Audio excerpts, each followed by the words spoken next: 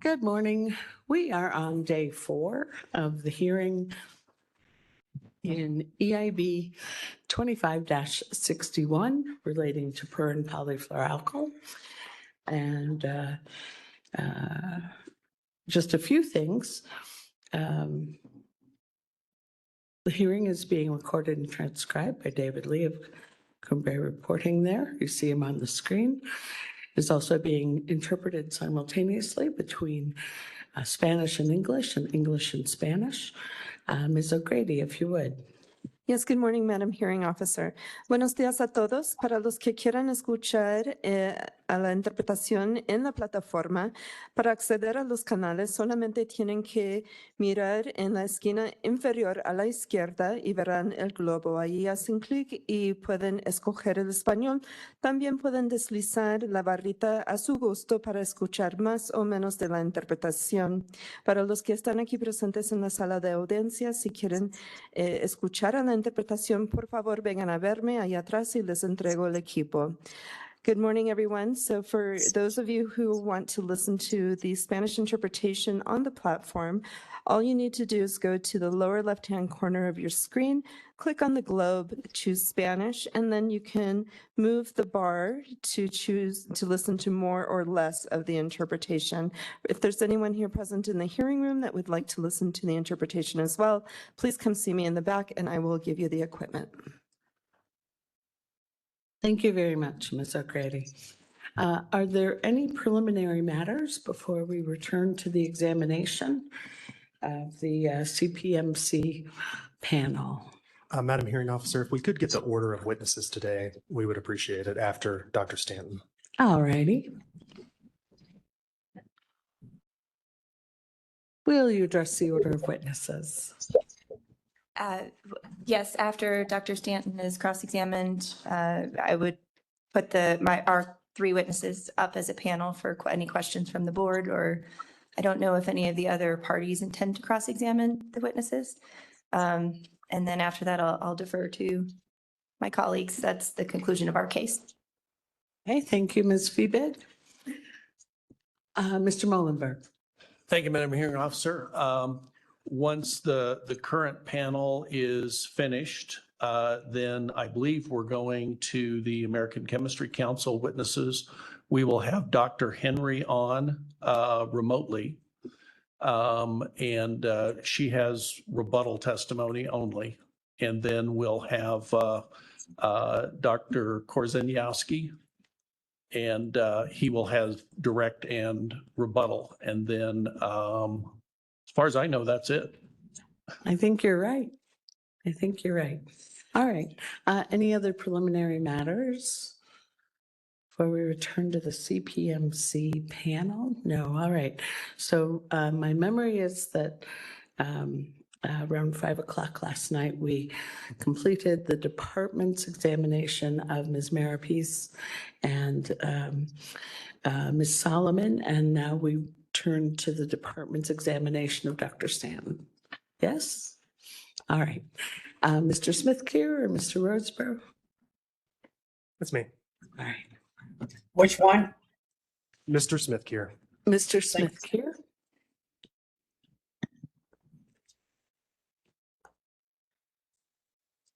Good morning, Dr. Stanton. My name is Greg Smith-Keer, and I'm here on behalf of the New Mexico Environment Department Office of Strategic Initiatives. Have you ever published any scientific articles that concern PFAS chemistry? I have not. Okay. How about any articles related to PFAS toxicology? No. Have you published any articles on the fate and transport of PFAS? I have not. Okay. What qualifies you to testify with respect to the health effects of PFAS exposure? My chemistry PhD and my 8 years of experience working on complex products and complex chemistries. Okay. Although I am not a toxicologist, and I wish to clarify that as clearly as possible. Fair.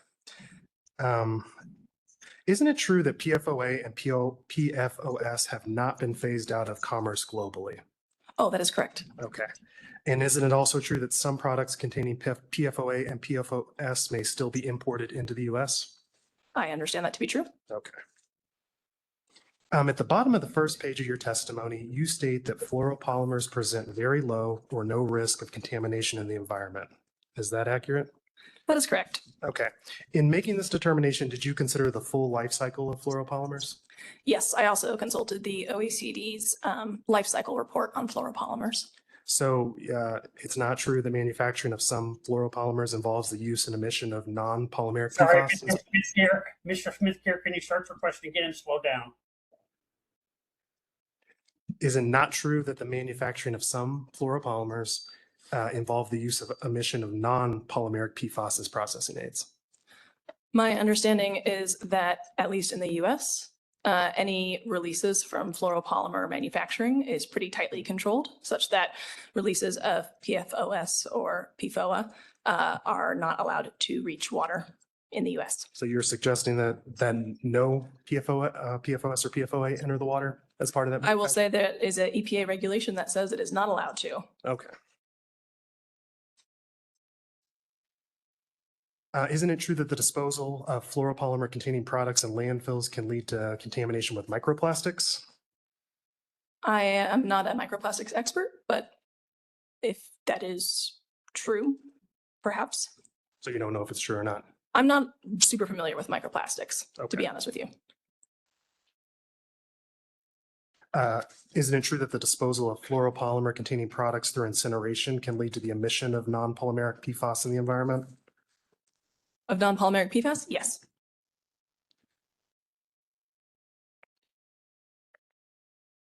On page 3 of your testimony, you state that the rules labeling requirements would generally require that labels reference the NMED website. This was based on an earlier draft of the rule, right? That's correct. Have you reviewed the proposed rebuttal rule that was filed on February 16th? Not deeply, but I understand that that portion was removed. Thank you. On page 3 of your testimony, you state that a car manufacturer would generally still have to label a vehicle as if it contained consumer-facing PFAS that posed a risk of harm to human health, even though the driver would not be exposed to PFAS. Does that sound familiar? I did write that, yes, many ordinary drivers would not be exposed to that. Okay. So even if a consumer is not directly exposed to PFAS in an automobile, there still might be other reasons why a person would want to know that that product contained PFAS, right? I cannot speak to the motivations of all people. Okay. But there is potential for environmental contamination of PFAS in the production of the automobile and in the disposal of the automobile, isn't there? For PFAS, yeah, I mean, the fluoropolymer, sure.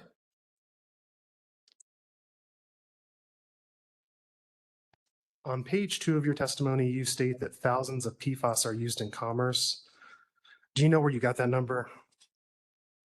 Do I know where we got the number? No. Thousands? No. I just know that we have many hundreds of PFAS in many different applications. So if you have many different applications with many hundreds, it should be many. I believe in general, the numbers that have been thrown around for PFAS that are encompassed by the rule is upwards of 14,000. Sure. I looked it up and EPA has identified about 770 PFAS currently in commerce based on the task inventory. Is that the number that's captured in the TSCA inventory, or is that the number that was part of the PFAS reporting rule? That's the number. So the 770 is the TSCA inventory for chemicals that are currently in commerce. Yes. Okay. On page 2 of your testimony, you state that some PFAS are not very persistent. But isn't it true that all PFAS are considered highly persistent in the environment? Persistence is a little bit of a philosophical question, is it not? So persistence can be, the idea of persistence is that something lasts intact in its current form in the environment for some amount of time. You might think of persistence as something that remains intact for 60 days in the environment, and something that is very persistent as something lasting longer than 180 days. So in that sense, some PFAS are not very persistent. They might break down more quickly. A lot of PFAS will break down into other PFAS, which might have persistence as well. But, that's kind of a splitting hairs of, who's persistent. Do they ever break down, those that break down into other PFAS? They remain as PFAS, right? That fluorine carbon bond is never broken unless, That fluorine carbon bond is very, very hard to break. I'll tell you that. That's why we use PFAS in general. Yes. on page 2 of your testimony, you state that it's almost impossible to replace PFAS in critical fire suppression applications. Yes. Are you aware that the Department of Defense mandated the phase out of AFFF containing intentionally added PFAS by October 1, 2024? I'm not specifically familiar with the DoD endeavor. I do know that it is a global interest. Are you aware that the FAA has approved the use of F3, fluorine-free foam, instead of AFFF? I am not aware of any specific approvals. I just know this is a global interest to phase out the fluorine-containing foams. Thank you. Would you agree with me that all PFAS that meet the New Mexico statutory definition have the shared property of being persistent, either in the state they enter the environment or as they degrade into another PFAS that's persistent? Sure. Okay.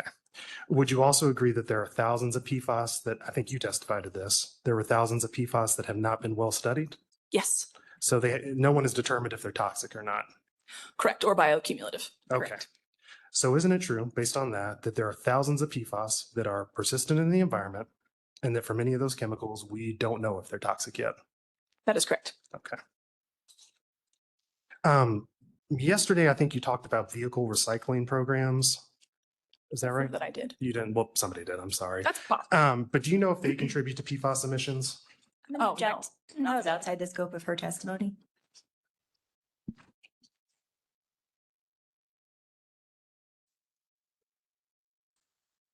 I have no further questions.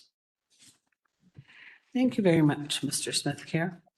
Let's see, Mr. Harris, do you have questions of Dr. Stanton? No question. All right, thank you. Did I ask if you had questions of any member of the panel? I think maybe I did not. I have no questions of any number of Thank you very much. Mr. Harris said no.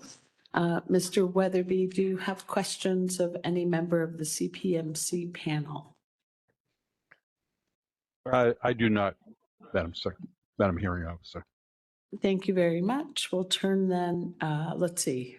Would there be any redirect of Dr. Stanton? No to redirect. I just wanted to note, Ms. Solomon is on. I just saw her. She She's just back? came through the window. Oh, okay, perfect. Never mind. She had forgotten something and but she's back. All right. But no to redirect. Thank you. All right, thank you. Let's see. Board members, Vice Chair Sweeney, do you have questions of the CPMC panel? None at this time. Thank you. All right, Chair Ely. Good morning. I'm not quite sure who to direct this to, but if there's a panel, you can pick up if you think it's appropriate to answer this question. So none of you really testified, none of the CPMC witnesses really testified to the proposed regulatory language changes in the notice of intent that was filed on January 16th. You did note that you hadn't read the rebuttal rule or read it thoroughly. I have not read it thoroughly. No, I Yeah. only read the portions that I was told were removed. So if you can answer this question, if you can't, that's fine. But I'm just wondering if CPMC has reconsidered any of the proposed changes in the language you suggest would be better for the rule based on what was in the revised rebuttal rule. I think I'm probably in the best position to answer that, Madam Board Chair. And we do appreciate the change in the rebuttal rule that eliminates the link between labels and the NMED website. We do appreciate that change. However, we do and are seeking some additional changes. First of all, specifically, we'd like some specific exemption language for preempted products in the automotive and marine vessel area. There's a general provision, but again, we think companies shouldn't have to hire lawyers to understand their responsibilities under this rule if possible. So we are seeking some specific additional exemptions. Also for internal components. We'd like the board to consider exempting internal components from having to label altogether rather than going through that a process of having to ask NMED and provide all of that information that's associated with components that won't come into direct contact with the consumer. And then with regard to labeling specifically in D, as you heard yesterday, I think, I thought, and even throughout the week, there has been some confusion about what's required.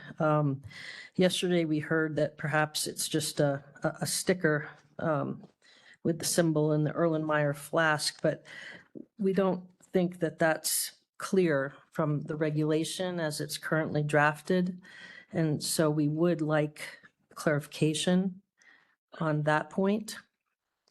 In addition, I hope I'm reading from the same, the most current copy, and if I'm not, please, somebody correct me. But in addition, right now, the proposal requires that the specification sheet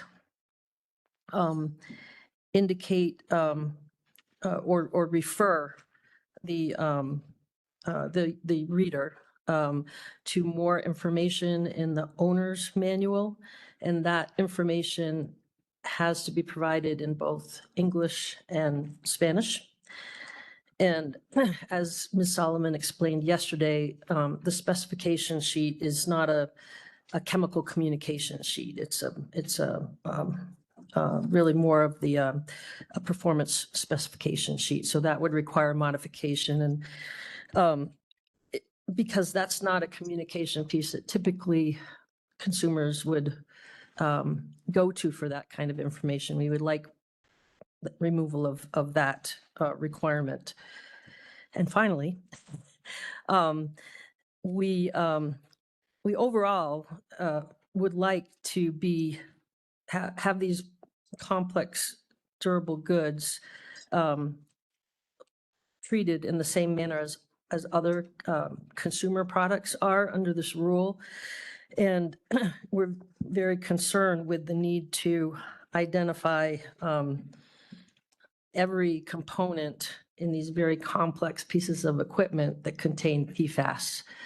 We spent a good deal of time trying to explain yesterday why that is difficult to get all of that information for all of the components. And so we would like that provision to be stricken from the proposed rule and just require the same labeling that other consumer products are required to have. Thank you. And then as a follow-up to that, I noted that you weren't proposing to strike 2.13E, consistency with other states. You see that? Well, And you know, my question is it Sorry. because you think that portion of the rule would be helpful? Say, for example, if there are PFAS labeling requirements in Colorado, which we discussed earlier, would that be helpful to ensure that those products could be used here in New Mexico with the same type of labeling? Yeah. I'd like to answer that question directly and then add one comment over on top of that. And my answer is unfortunately no. That will not be useful for complex durable goods in general. In those two states, the product labeling is required for just a few products. In Colorado, it's extreme outerwear and cookware. And in Connecticut, it's cookware, apparel, upholstered furniture, 7 or 8 different products. I have a specific list. In all cases, those labels are really only temporary because all those products are slated to be banned in those states. So none of the label requirements in those other states will be helpful for our products. And then overall, we do want to reiterate our request that the board consider an exclusion, the same exclusions from the labeling that are currently exclusions in the law and in the rule for reporting and for the ban. Thank you. That's all my questions. Vice Chair Spina. Thank you, and thank you to Chair waking me up and getting my brain was cells worried. going again. So I do have some more questions, and I think it goes into the vein of Chair's question. So if this information as defined in the current rebuttal rule, as we talked about, there was some confusion of what was required by companies. Currently, is there a source where your members, respective members, use to share this type of information to consumers? CPMC has a broad range of members. And so, I would just caveat my response by saying that industries may have different practices, and I'm not aware of all of them. The way that typically information is shared with consumers is under the Federal Hazardous Substances Labeling Act. And also some products have dual uses. So OSHA requirements sometimes merge into that or are certainly used to communicate hazards to workers. So those would be the primary means that companies would use and to provide information to consumers on hazardous products that are, and that would be on labels. Some companies may choose voluntarily to indicate whether there's PFAS in their products and disclose that. A lot of that is voluntary at this point in time. But as the reporting rules are implemented and come into effect, that information, we hope the states will, and EPA will also make available to consumers. And so hopefully in a fairly short amount of time, there will be information available to consumers in that alternative way through the reporting programs. So with this rule and some of the required information that is in the labeling, currently, would it be difficult for a consumer to get this information regarding the components of, say, a complex durable good?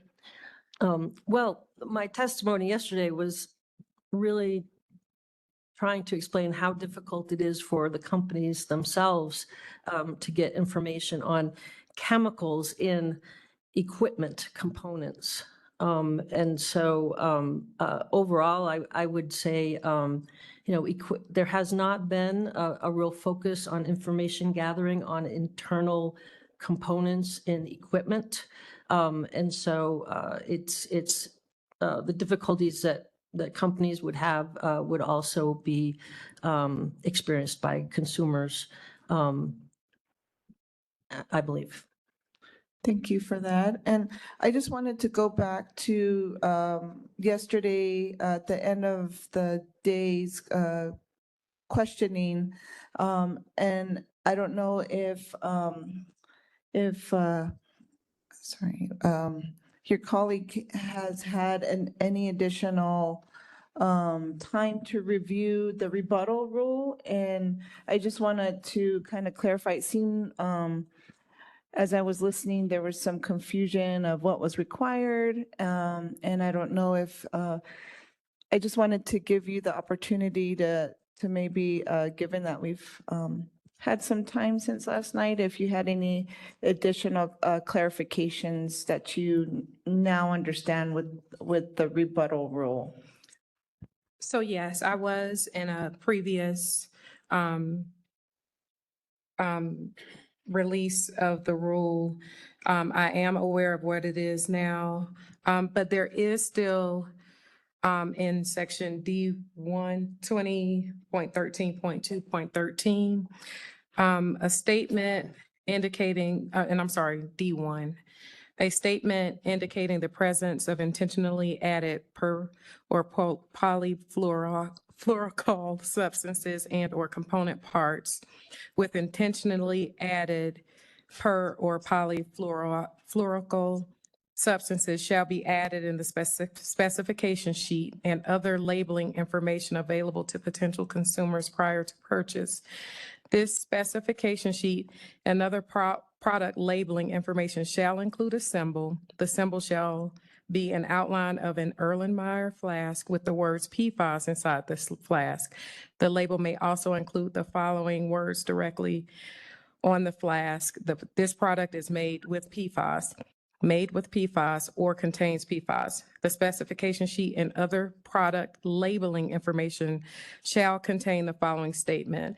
For more information on the location of components made with PFAS, review the product's operations and maintenance manual. So that is what's not clear to us at this moment, because the previous one was a statement in the original ruling, in the original proposal, but this was added. So there is more than just an Erlenmeyer flask. There is text, and it has to be in English and Spanish as we understand it. So with this rule, we would need more clarification as to exactly what needs to be included and where it needs to be placed.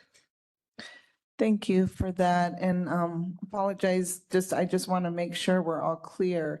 So I know there's been the revision, and we're on the docket, there's a red line version, so that helps me track how the changes have been. So I just want to point out, and maybe in terms of clarity, so in that sentence or that paragraph that you read, there's some sentences that have shall and some that have may. So I think what I was hearing from legal counsel from NMED is pointing out there was those differences. And so to me right now is the rebuttal rule saying the symbol shall be an outline of a Erlenmeyer flask with the words PFAS inside the flask. So that's a shall. And then the next sentence is the label may include. So to me, I think there's a distinction there, and I just want to make sure that we're all clear that there is a distinction between the shall and the may. Yes, the first sentence may, I do understand that that's optional. Okay. But the last sentence, shall, is mandatory. No, Madam Vice Chair, I would just like to point out that before those two sentences, I think, in D1, it says a statement indicating the presence, it's a statement, okay, indicating the presence of intentionally added per or polyfluoroalkyl substances and or component parts with intentionally added per or polyfluoroalkyl substances shall be included in the specification sheet and or other product labeling information. So that first sentence is what's confusing to us based on counsel's guidance, because the first sentence says a statement shall appear on not just the specification sheet, but labeling. Understood. Thank you for that clarification on how you're reading it. With that, I don't have any other questions at this point. All right, thank you. On the platform, Member Bitzer, do you have any questions of the CPMC panel? I do not. Thank you. Member Carrasco?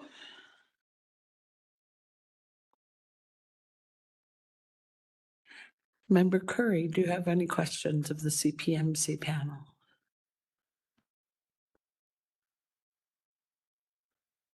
All right, Counsel. Yes, Madam Hearing Officer. Thank you. I'm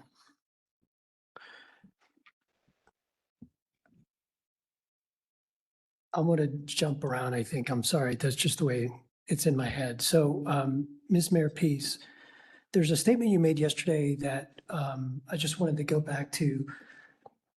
Somewhere in your testimony, you said that the impact, I think it's for the labeling, the impact is going to be greater on small businesses. Do you have any evidence to support that? You said it several times, but I don't recall seeing any citation or reference. Sure, I would refer you to the two studies that I referenced in my testimony. In the EPA economic impact statement for the TSCA reporting rule for PFAS, EPA found that there would be a significant impact on small businesses and had to formally call what we call a SBREFA panel to evaluate the impact on small business under that rule.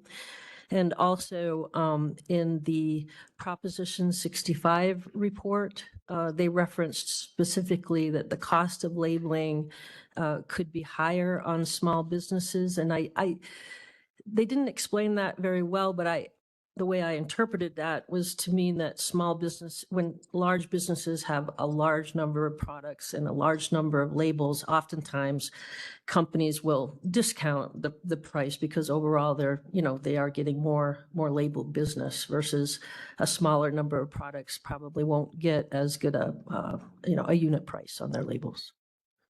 And due to lack of volume. I'm sorry. Sorry, due to lack of volume. Thank you. Okay.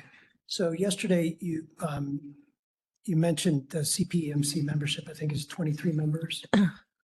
What I'd like to clarify on that is many of those members are trade associations, and those in themselves have hundreds of companies members, so that the overall interests that our group is representing here today is a considerable cross-section of complex durable goods products in the United States. Okay, so of the 23, are there small businesses that are part of those 23? Yes. Okay. Small business members in the trade associations specifically. So not directly members of Not CPMC. directly members, that's correct. All right. Maybe it makes sense to stay with you. One of my tasks here as board counsel is to help the board with the deliberations, which is the subsequent step. So there, the focus is to make sure that the record holds everything they need. There was, I don't recall, is your CV available, or is it just the narrative description that was in the record? Council, I believe that it was just the description that was provided in my written testimony. Okay. And I'm just making sure I didn't miss yes. it, because I have some questions related to that. Okay. I think generally described 30 years experience in this field, and yesterday you said that, or you testified that you felt that experience gave you the background to be able to testify as an expert. Mm-hmm. I think you also said yesterday that you're not an expert in toxicology. You have someone in your firm that helps with that? I do work with toxicologists as needed when my clients' products need to be tested, or if their toxicity needs to be formally evaluated, yes. But you're not holding yourself out in this proceeding as an expert in toxicology? No, but I'm certainly knowledgeable about the steps involved with conducting risk assessments, risk being a function of both exposure and hazard, and there's phases of risk assessment, because that's something that, particularly when clients are notifying new chemistries to EPA or have existing chemistries under evaluation, it's something that our clients have to take into account and be able to respond to, and because that's what EPA does. And so that's one of my roles, is to work with clients in cooperation with PhD experts often to walk through those processes. Right, but as attorneys, generally speaking, an attorney's responsibility is to represent a client. And so regardless of the field. And so a patent attorney, for example, has to really understand the science behind a patent application. And I guess you're representing that if a patent attorney works with enough clients for enough time, they can become an expert in that field. You know, the secretary told a couple of war stories. I'm going to try to be brief, but this one hopefully will answer your question. When I graduated from law school, I interviewed at Keller and Heckman, and somebody said, "Do you want to work on Tosca?" And I said, "Sure," because at that point I needed a job. And I walked out of the office, and I really didn't even know what Tosca was at the time. I certainly found out, and I was really intimidated my first few months there, even though I did have some science background in my undergrad degree, by the level of knowledge that, you know, the partners who were training me had in many kinds of chemistry, just because they had been, and this is what I found out later. I thought, oh my God, I have to go back and get a PhD in organic chemistry, you know, and that's not something I was looking forward to. But they said, you know, settle in, you can absorb this information over time. And if you're interested in it, which I am, that's what happens. And so, you know, I'm over 30 years now. I'm proud to say it, but it's a little, awkward saying it because it has been quite a long time. But I feel like I've absorbed enough. I feel like in some of the work that I do, you know, I have a compliance-focused practice, and a lot of the Tosca work is identifying the hazards of chemicals before they're out in commerce and advising companies, you know, about how they have to handle these products and dispose of them, and complying with EPA consent orders that regulate. So I understand what the state is trying to do here in general with this rule. But we're questioning, you know, it would be great if these companies could spend the money that they would use to label products, looking into alternatives and reformulating these products where they can. They're all very much aware that this class of chemistry is, you know, forefront and among the states and targeted, you know, and so in general, I hope that answers your question, that although I'm not a chemist and I'm not a toxicologist, over time I have come to understand many chemistries, including this one. Okay, thank you. I think I just heard you say that you had some science in your undergraduate background. Is that? Yes. Yes, I did have to take organic chemistry, and I think I met my wall in physics. In fact, I started out as a wildlife biology major. I thought about environmental studies, which is science focused, but because I did have an interest in economics and policy, I ended up with the taking courses in economics as well. And at the end of the day, my parents were just glad I got out in 4 years. Okay, thank you. So I'm going to pivot here to, yesterday you were talking about, I guess, trying to use the analog of Prop 65. Yeah. And how many chemicals did you say were involved in roughly Prop 65? Approximately 900, and they have all been determined specifically by either the state of California or an authoritative body to cause cancer or reproductive harm. Okay. And I think you were here all week. I thought we heard from prior testimony that of the 14,000 PFAS chemicals, if we use that number, 200 to 500 are those that are used in consumer products. Do you recall that? I don't remember that specific 200 to 500, but I'll accept, you know, your representation, certainly. So yesterday, when you were making the extrapolation of whatever the costs were in the analog you were using to 14,000, that of course would be a different calculation if it was 200 to 500. Yes, except one of the questions that has been raised in my mind during this rule is what products the labeling is supposed to cover, because and what is meant by consumer products. So there's a definition of consumer product in the statute, but then there's also the term products. And if you know, and so we're in the complex durable goods area. There's certainly a number of consumer products, our phones, our computers, But there are a number of other products that are not sold directly to consumers that we're concerned are impacted by this labeling. So it would be very useful for the state to confirm that it's consumer products as defined in the statute that would be subject to the labeling and as well as the other elements of the rule, certainly. And I can give examples of the other products that we're thinking about as far as whether they would be covered.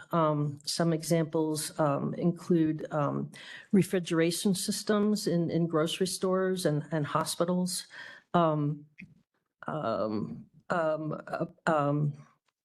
heavy equipment that's, used in construction sites and things like that. Okay, thank you. And I think that's all the questions I have for you. Thank you. Dr. Stanton, I have some questions for you. Actually, there's a slide, this is a slide that y'all presented yesterday. And it's, gosh, I can't read the number.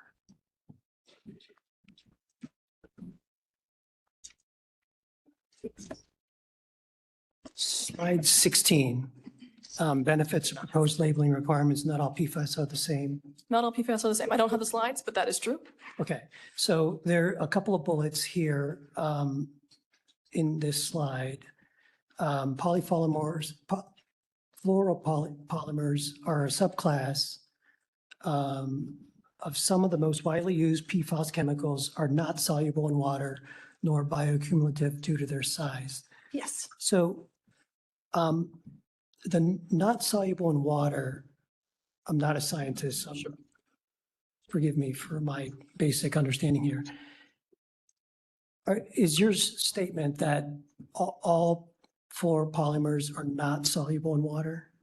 That is my understanding of how that works. Yeah. So a lot of reasons why you use fluoropolymers is because having so many of those carbon fluorine bonds in one structure makes you both water and oil or grease repellent.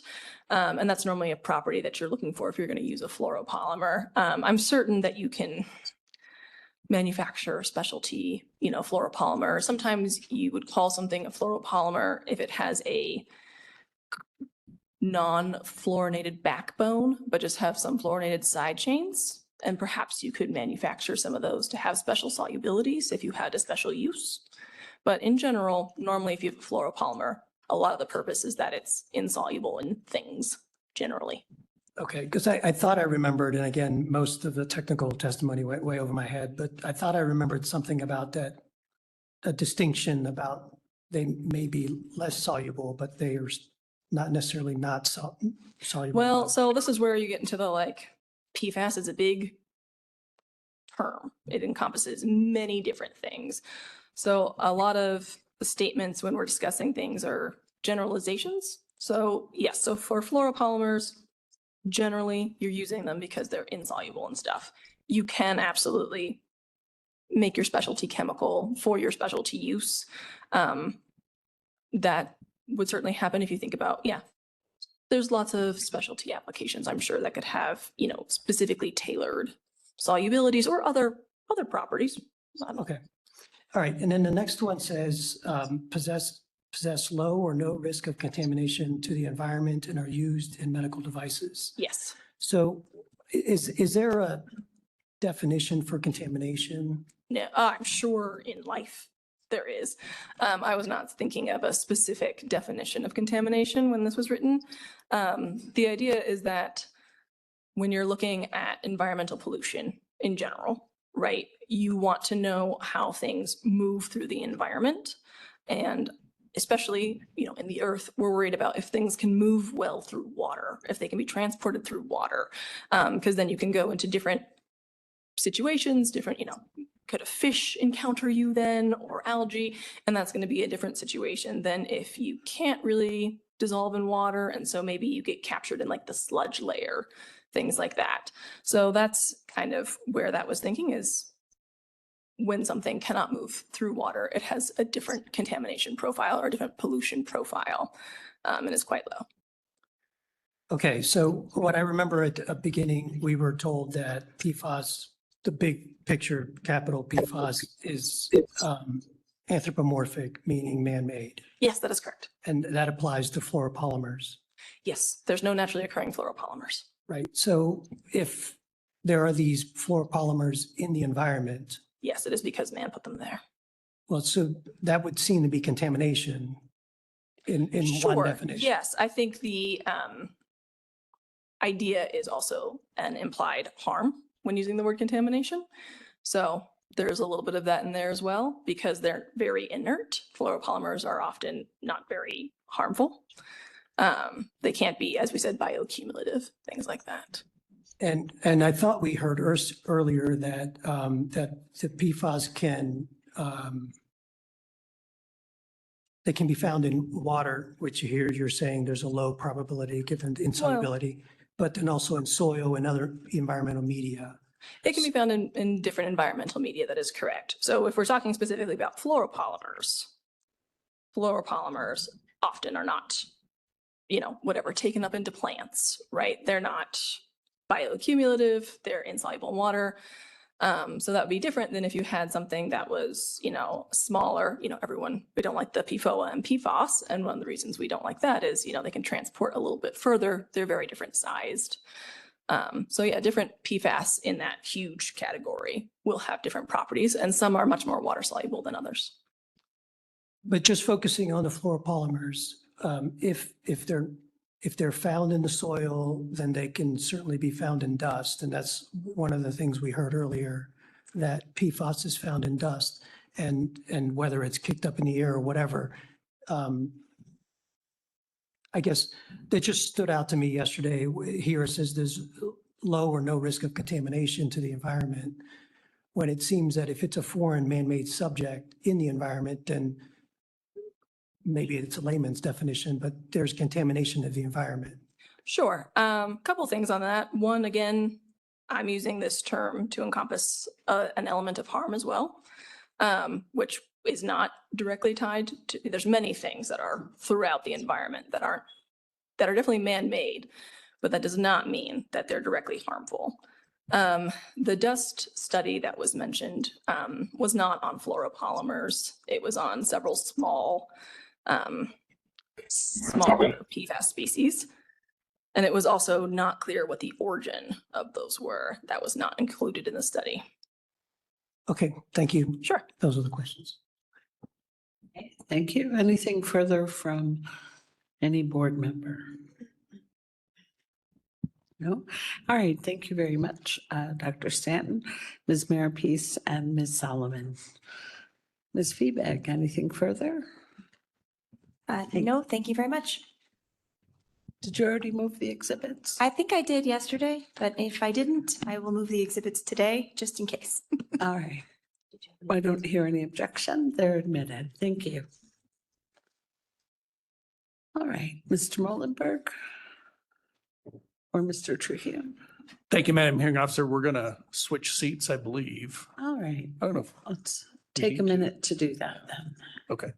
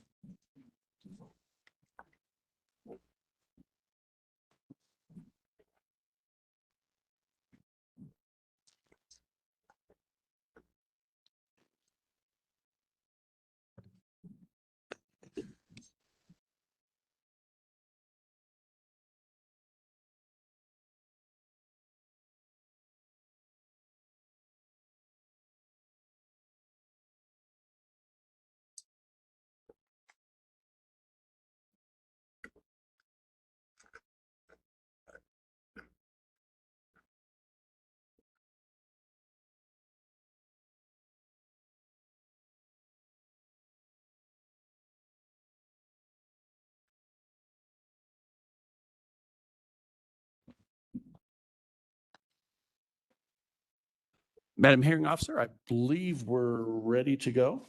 Oh, terrific.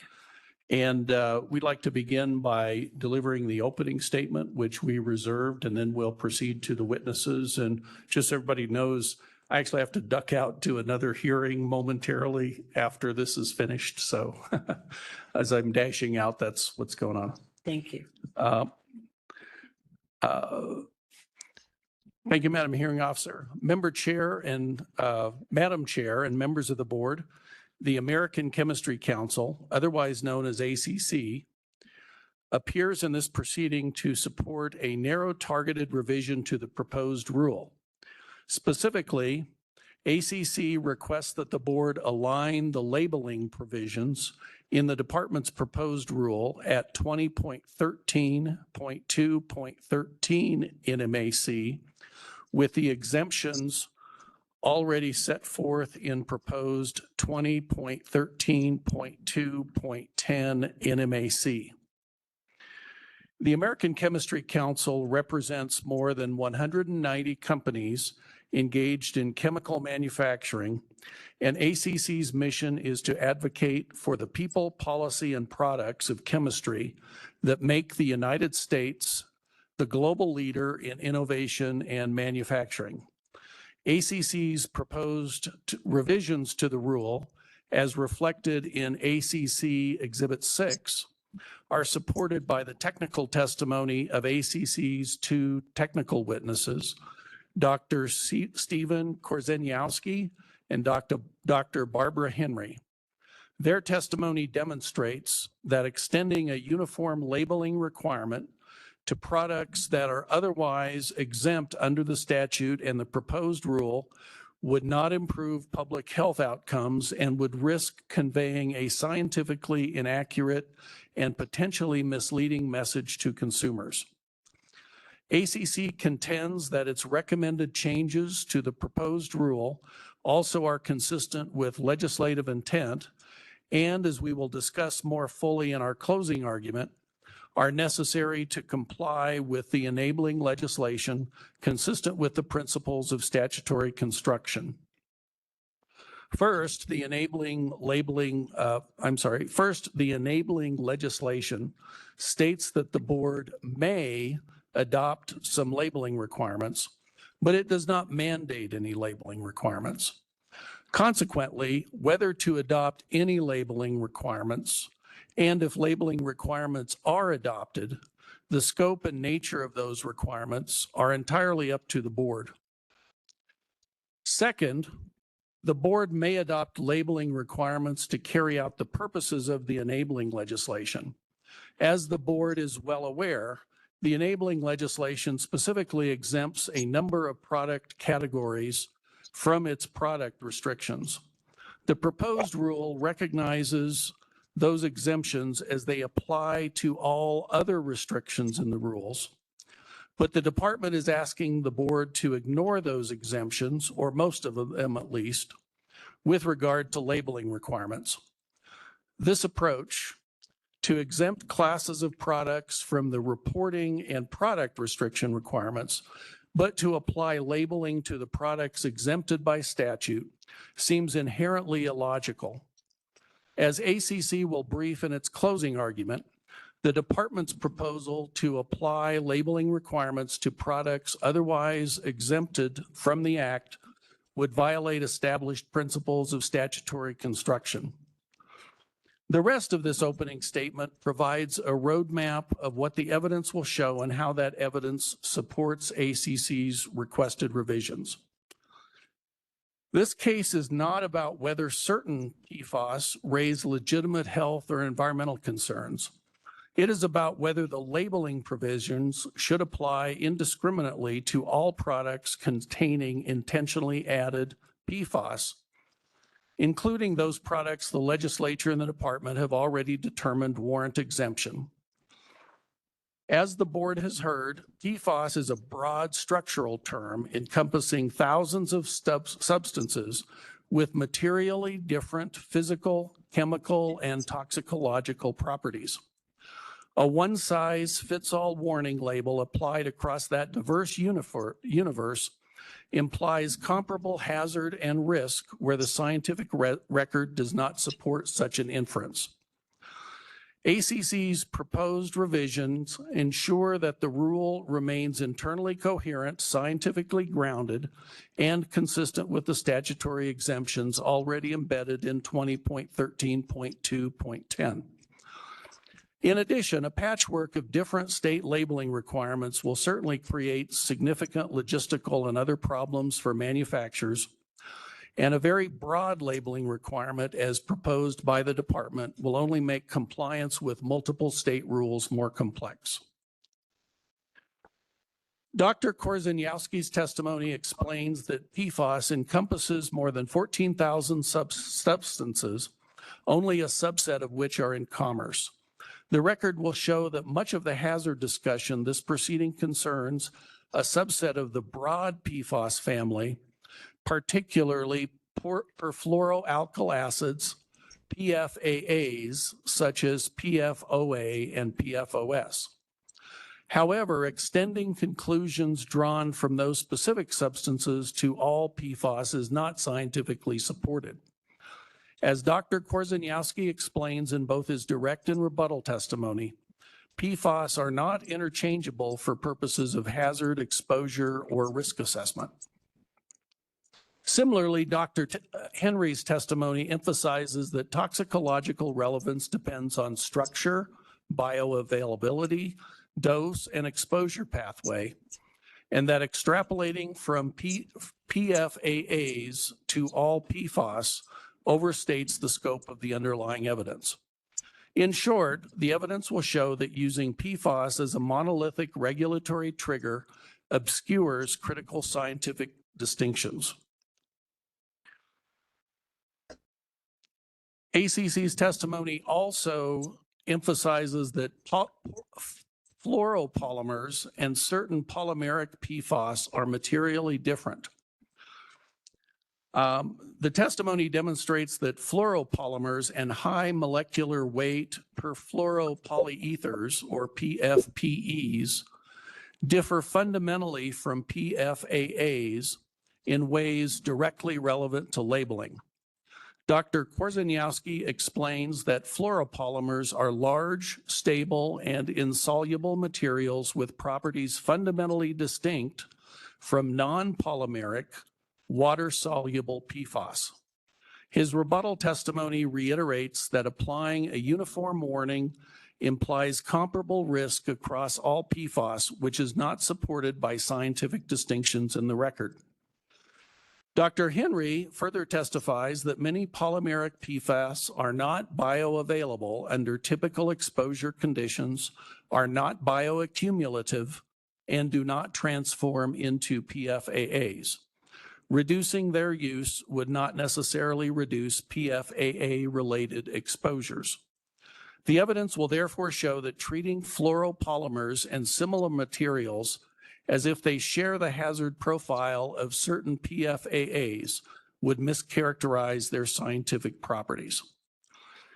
Dr. Henry also discusses the Organization for Economic Cooperation and Development guidance, distinguishing between structural definition of PFAS and fit-for-purpose regulatory groupings. The OECD recognizes that a chemistry-based definition, like New Mexico's statutory definition, does not dictate how substances should be grouped for risk management purposes. This concept is central here. The legislature and the proposed rule already incorporates distinctions through the exemptions in 20.13.2.10 of the proposed rule. Those exemptions reflect science-based and policy-based judgments, including recognition of federal oversight regimes and technical use contexts. Applying a uniform warning label to products within those exempted categories would undermine those distinctions.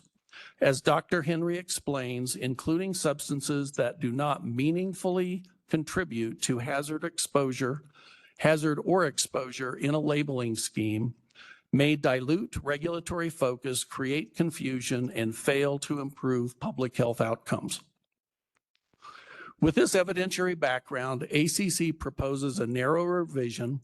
Products listed as exempt in 20.13.2.10 should also be excluded from the labeling requirements in section 20.13.2.13.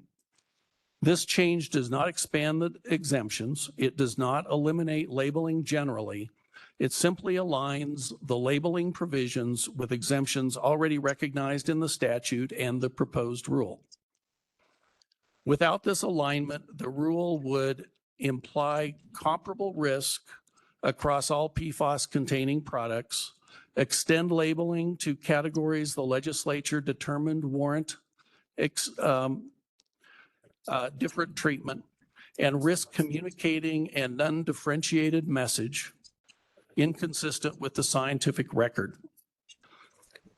The testimony of Dr. Korzeniowski and Dr. Henry will establish 3 key points. First, PFAS are not a single uniform class for hazard or risk purposes. Second, polyfluoromers and certain other polymeric PFAS differ materially from PFAS in bioavailability, mobility, and toxicological profile. And third, risk management approaches should be fit for purpose and aligned with actual exposure and hazard potential. Applying a warning label to exempted categories would suggest a comparable level of concern across all PFAS uses, a suggestion the record does not support. Moreover, as Dr. Henry will explain, extending labeling into federally regulated or technically specialized contexts would not meaningfully reduce PFAA-related exposures or improve public health outcomes.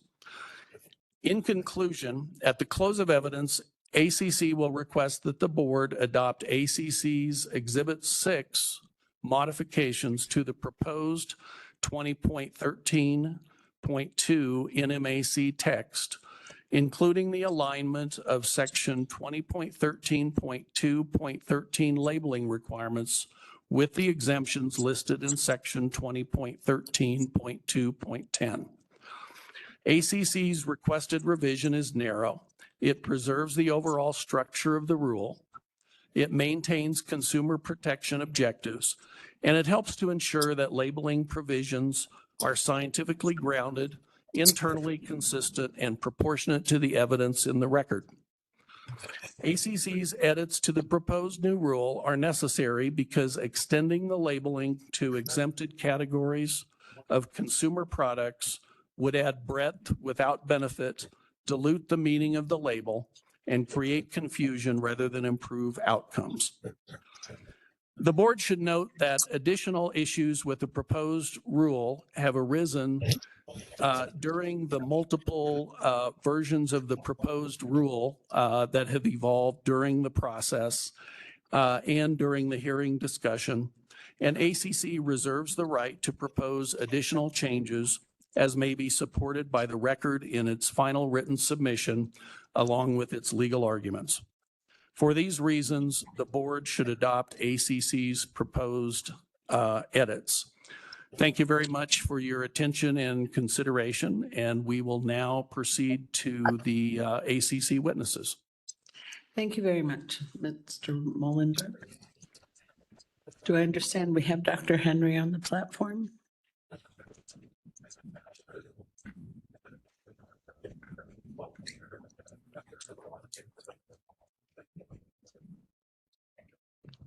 Yes, I'm here. Oh, hello. Your sound is good. Would you spell your first and last name, please? Barbara, B-A-R-B-A-R-A. Last name Henry, H-E-N-R-Y. Thank you. Do you swear or affirm to tell the truth? Yes. Thank you. Go ahead. Is it Mr. Trujillo? Okay. Yes, Madam Hearing Officer. Good morning, Dr. Henry. Good morning. I'm going to ask you some questions here, and I'll start with my first one is, who is your current employer? I'm a retired toxicologist. I'm a consultant at the moment. I'm basking in my free time. On whose behalf are you testifying today?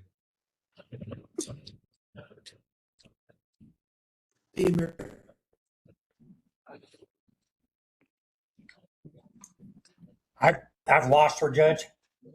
Yep, us too. Thank you, David.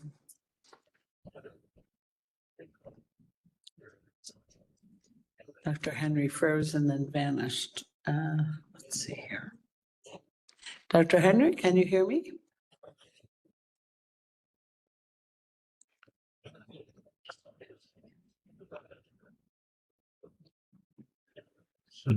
So what helps sometimes, Mr. Trujillo, is if she turns off her camera, which would be fine to just have the audio. We're going to try to get in touch with her right now. Thank you.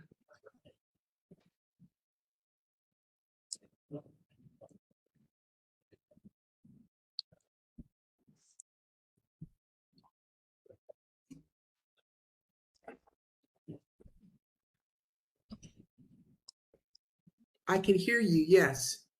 Can you hear me? Yes, now we can.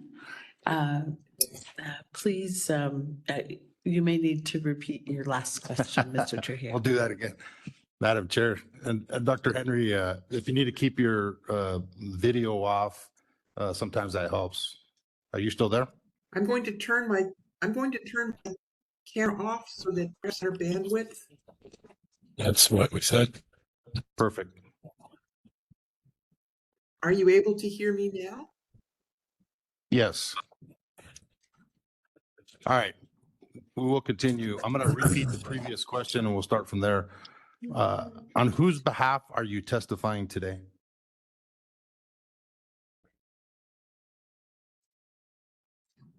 Chemistry Council.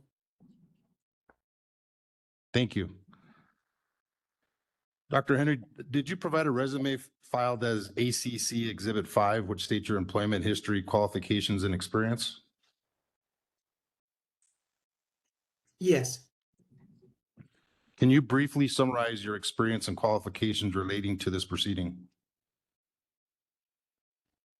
Sure. I have an embarrassingly large number of years. I think it's now 43, but I look much younger. Experience in toxicology and product safety.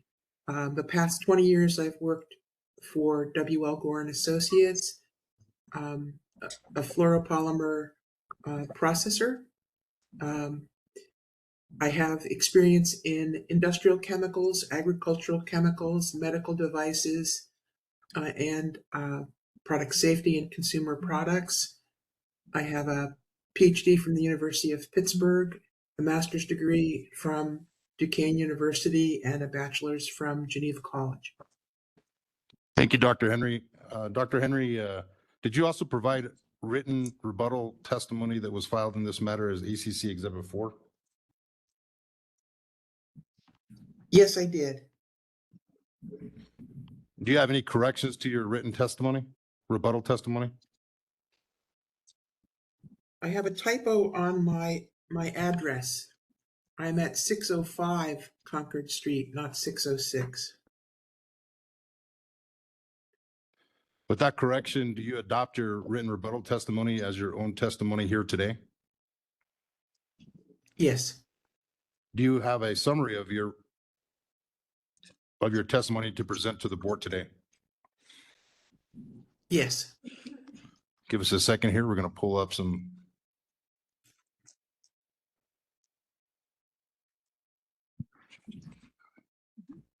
Dr. Henry, would you please provide your summary? Thank you. I'd like to thank you for the opportunity to provide testimony at this hearing. This proposed labeling for the New Mexico rule is intended to inform New Mexico consumers about per and polyfluoroalkyl substances known as PFAS, and to empower them to make choices that reduce the risk to their health and to that of the environment, as I understand it. You go to the next slide, please. The term PFAS has been repeatedly misapplied in the testimonies for this hearing. Data on one type of PFAS is being extrapolated to all the substances with one or more fully fluorinated carbon. that is an inaccurate and imprecise application of the terminology that ignores the scientific data on fluoropolymers. So what are per- and polyfluoroalkyl substances? Those are organic substances with one or more fully fluorinated carbon atoms. And as we've heard over the course of this hearing, there are over 10,000 PFAS, and they vary greatly. If we could go to the next slide, please. This is a little bit of an eye test for you, but this is a page from the Organization for Economic Cooperation and Development, otherwise known as OECD. This is their published practical guidance on the use of PFAS terminology. If you look at the very bottom, level 5, that's the most specific level of terminology. And if you go over to the right in blue, you see perfluorooctanoic acid, otherwise known as PFOA. Now, if you look towards the center of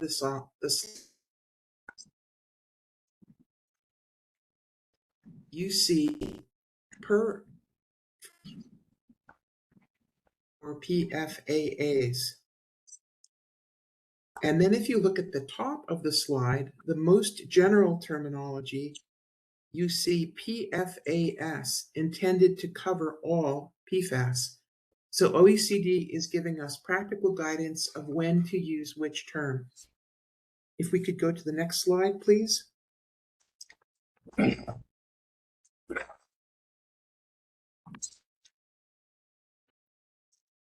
So taking conclusions on a specific non-polymeric PFAS and extrapolating that to all per- and polyfluoroalkyl substances is not supported by the data and is not scientifically valid.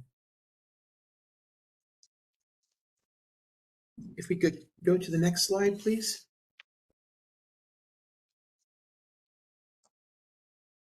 This slide is intended to show examples of substances with at least one fully fluorinated carbon atom. You see industrial chemicals, pharmaceuticals like Celebrex, and even a substance identified by the World Health Organization as an essential medicine, isoflurane. The circled substances are fully fluorinated carbon atoms. And you note that there are some substances like PFOA at the very top and polytetrafluoroethylene, or PTFE, at the bottom. PTFE is a fluoropolymer. PFOA is an industrial chemical. These are all different in chemical, physical, and biological properties. If we could go to the next slide, please.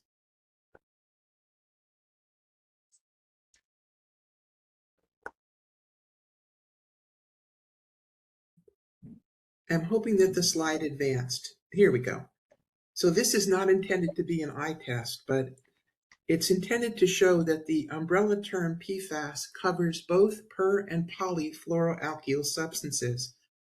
The slide as you see it, the very top line, non-polymer PFAS.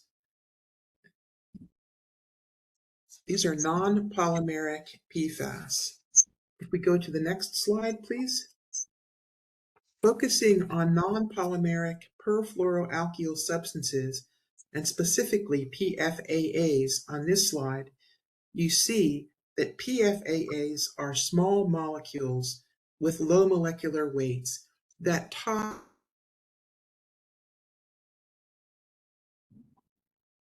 less than about 500 Daltons. You also see lower down in a green box water solubility, that these are water soluble compounds. And I didn't put a box around it, but vapor pressure in the middle of the slide, showing that these are volatile substances.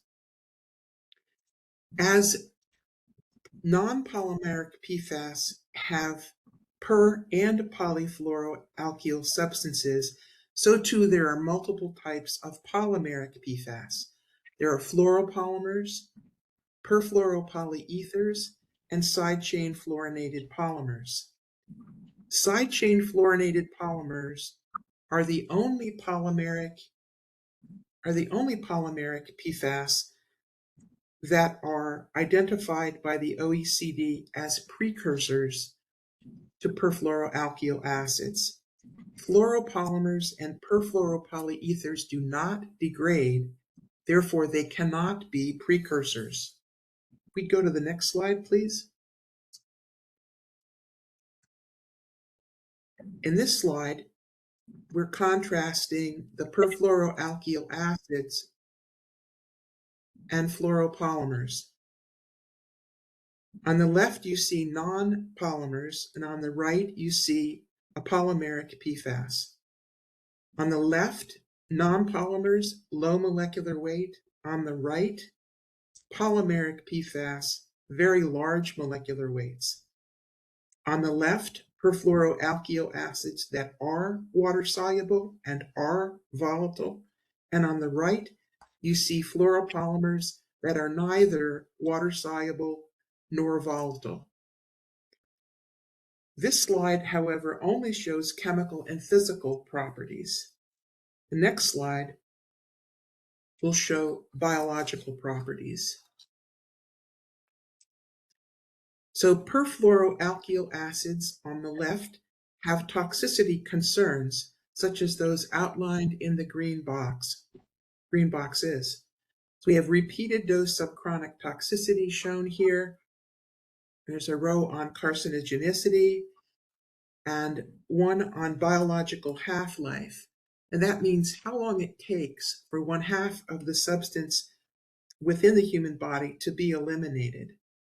And we see that the half-life differs among perfluoroalkyl acids. HFPO dimer acid is measured in hours, whereas PFOS is measured in years. Perfluoroalkyl acids are toxic and bioaccumulative. Next slide, please. On the right, I compare fluoropolymers to perfluoroalkyl acids. We see fluoropolymers are very different. They're not toxic, and they don't bioaccumulate. On the next slide, I'm hoping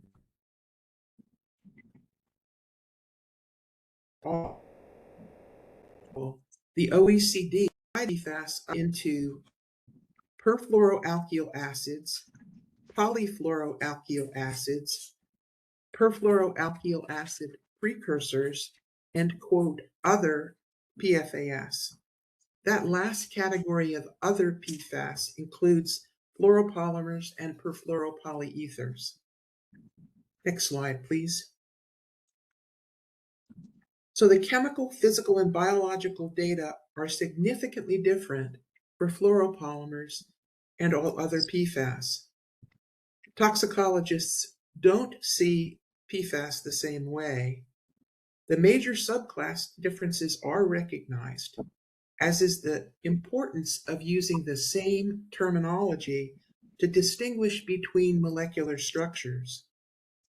And as OECD stressed in their 2021 terminology paper, fit for purpose working scopes for risk communication and risk management are recognized.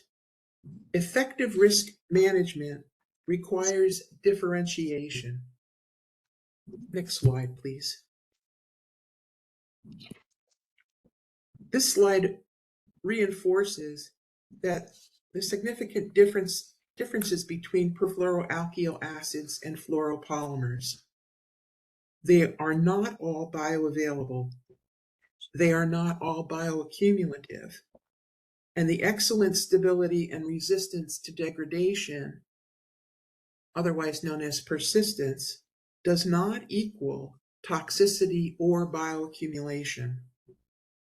Because of the chemical and physical property differences, not all PFAS are taken up into plants. Not all are water soluble, Not all will volatilize or adsorb to soil. Mobility differs across the umbrella of PFAS. Last slide, please. So should exemptions be excluded from labeling as proposed by ACC? Yes. Risk is a function of bioavailable exposure and hazard. Without bioavailable exposure, there can be no risk, by definition. The term PFAS is not intended to communicate risk.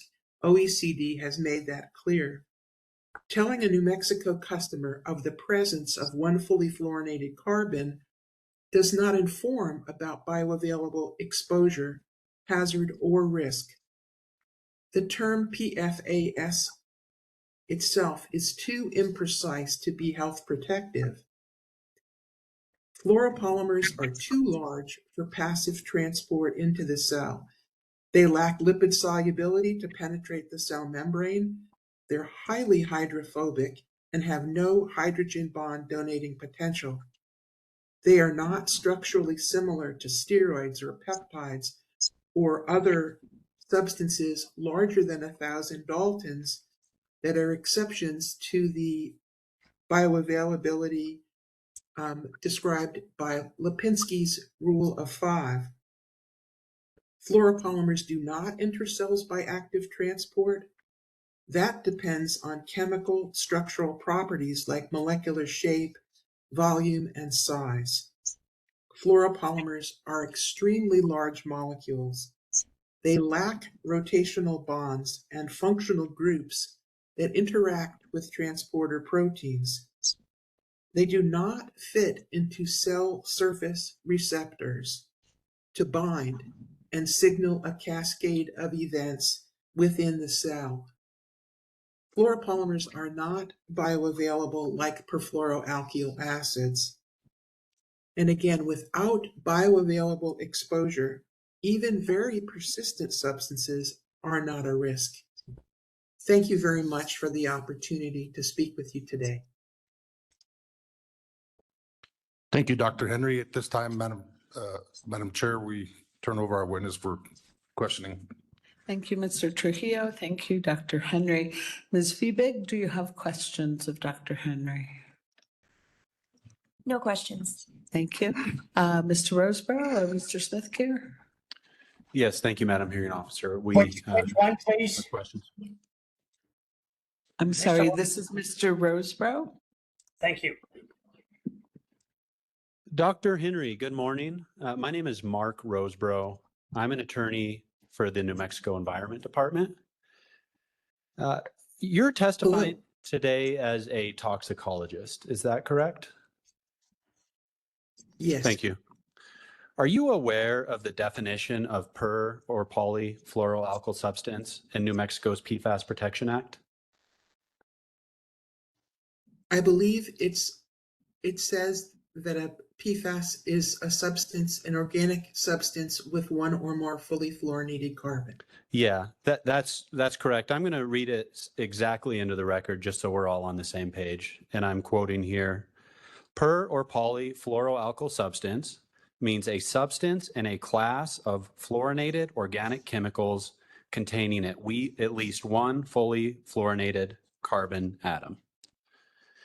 So with that definition in mind, I'd ask you, is New Mexico's statutory definition a chemistry-based definition? It's a molecular structural chemical-based definition, yes. Thank you. Are fluoropolymers a substance in a class of fluorinated organic chemicals containing at least one fully fluorinated carbon atom? Yes. Thank you. Are you aware of the language that the department has proposed for its PFAS label? Yes. Okay. Specifically the label, just again, so we're all clear, requires the placement of an Erlenmeyer flask and the letters PFAS on the inside of it. And so I want to talk to you about those letters PFAS. Is it true that a label placed on a product containing fluoropolymers which states only PFAS would be scientifically correct? If the intent of the label is to identify the presence of a per and polyfluoroalkyl substance, yes. If the purpose is to inform about a hazard or a risk or potential bioavailable exposure, no. Okay. I did note that you talked about those OECD differentiations, but let's just stick, if we could, to science for a moment. So I'll ask that again. Is a label on a product containing fluoropolymers which states only PFAS scientifically correct? Madam Chair, I would object. It's been asked and answered. Yes. All right. I think she just answered. Go ahead, Mr. Rosemer. Thank you.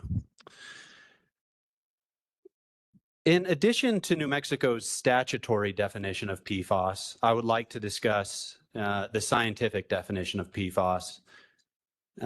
And we heard testimony from Dr. DeWitt. I know you're here today to rebut that testimony. And I'm also aware that you're familiar with the Organization for Economic Cooperation and Development, or OECD, because you testified about them today.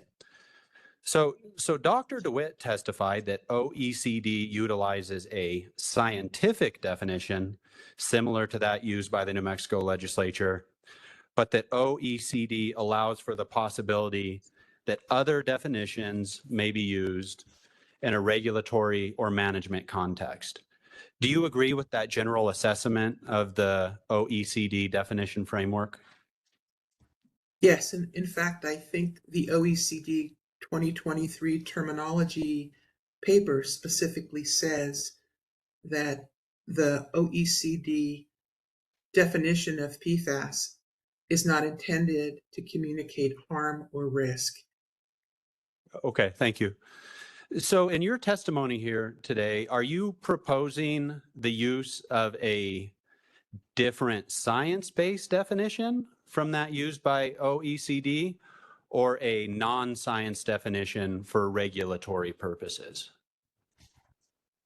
I think that the OECD intended for there to be a chemistry, molecular, structural definition of a PFAS, which is what New Mexico adopted as their definition of it.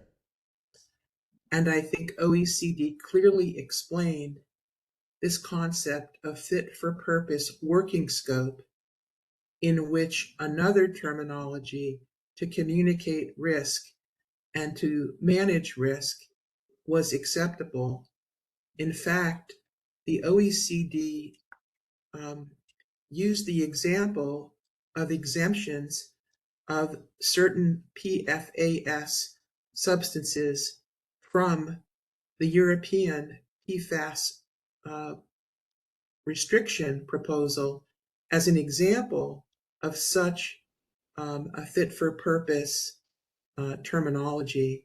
So I think that you can be scientifically accurate and have a terminology intended for molecular and structural purposes, such as the OECD definition of one fully fluorinated carbon being a PFAS, and at the same time have a parallel definition intended for risk communication and risk management that is, quote, fit for purpose working scope.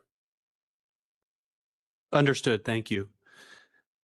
But a label which only says PFAS doesn't communicate risk, does it? No, and I thank you for saying that, because that's exactly what I was trying to communicate. If the purpose of this rule is to inform customers so that they could make choices on consumer products that would reduce their risk or risk to the environment, the Erlenmeyer flask with those 4 letters is, in my opinion, is not adequate to do that. Thank you. Let's move into discussing risk to the environment and fluoropolymers. So in this proceeding, Doctors Chapman and DeWitt have presented evidence on the toxic effects caused by fluoropolymer production and disposal, in addition to their use during their product life. They referred to this as the life cycle approach to considering fluoropolymers. So I'd like to talk to you about this life cycle concept. Are you knowledgeable about the process of fluoropolymer production? I'm not a polymer chemist, but yes, I am. Is it your understanding that hexafluoropropylene oxide dimer acid, which is known as HFPO-DA or Gen X, is used in the production of fluoropolymers? There are fluoropolymers, like most of the chemicals we've talked about today, is not a monolithic, one recipe, one size fits all category. HFPO dimer acid is one type of polymerization aid used by those fluoropolymer manufacturers who are making what's known as fluoropolymer, fine powder fluoropolymers. And fine powder fluoropolymers or fine powder PTFE are intended to have specific properties that enable them to be processed in a particular way. Other types of fluoropolymers that can be molded, for example, don't need to be manufactured in that way. And recent evolution in technology is allowing for some fluoropolymers to be made in the absence of polymerization, fluorinated polymerization aids. It's a long way of saying, yes, HFPO dimer acid is used in the manufacture of some fluoropolymers. Thank you. And is HFPO dimer acid itself a PFAS? Yes. Does HFPO dimer acid have any known toxic effects? Yes. So then, considering that, is it an overgeneralization to state that all fluoropolymers are non-toxic?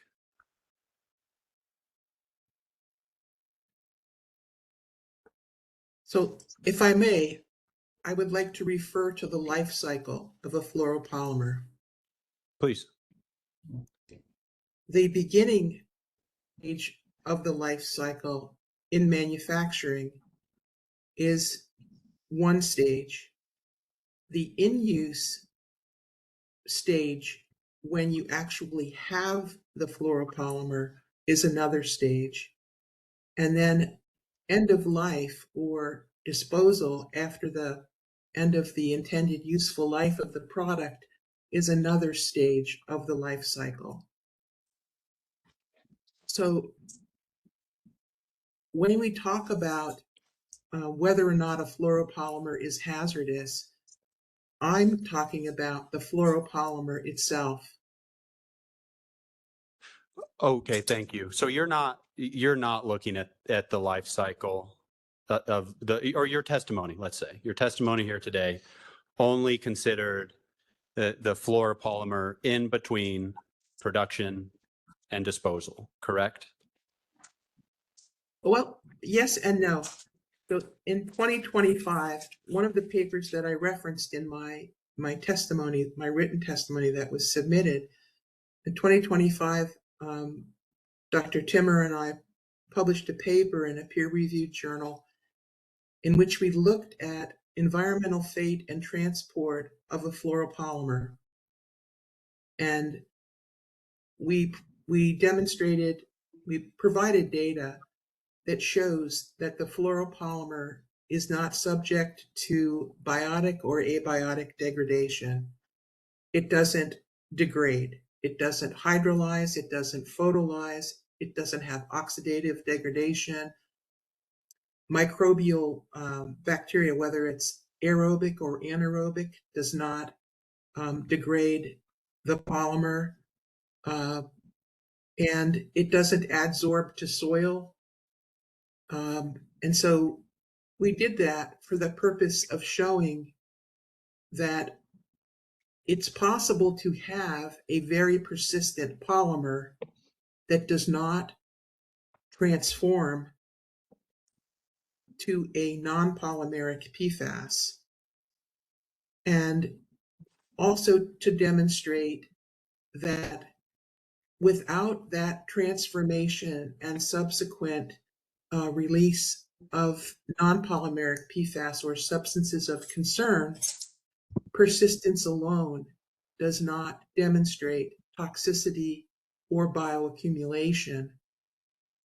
And it was an interesting process because I had to make this enormous supplement, which involved the publication of all of the reports from the laboratory, the independent accredited laboratory. So I included chemical analyses, I included the reports and the data, as well as the publication of the manuscript, which interpreted the data and showed application to polymer hazard assessment. And when we look at the chemical, physical, and biological properties that have been historically used for polymer hazard assessment, dating back to the beginning of the Toxic Substance Control Act through the present, the chemical, physical, and biological properties of fluoropolymers are consistent with those polymers demonstrated to have low health and environmental hazard.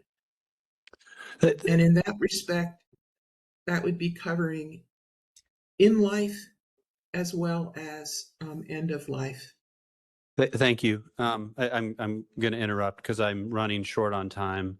I want to ask you one more question.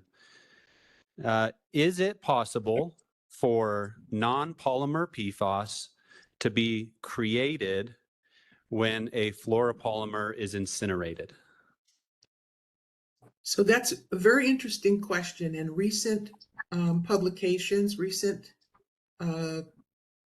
studies have shown that incineration at appropriate temperatures and residence time within the incinerator are capable of destroying, mineralizing the fluoropolymer to an efficiency of 99.9999. That's 4 nines percent. May I ask a follow-up? Yes. Thank you. What about if they're done at an inappropriate temperature? Incineration at temperatures less than that can produce what's known as polymers, products of incomplete combustion. And is that a non-polymer PFAS? Yes, it could be, yes. No further questions. Thank you. All right, thank you, Mr. Roseborough. We need to take our morning break. Let's come back at 10:55.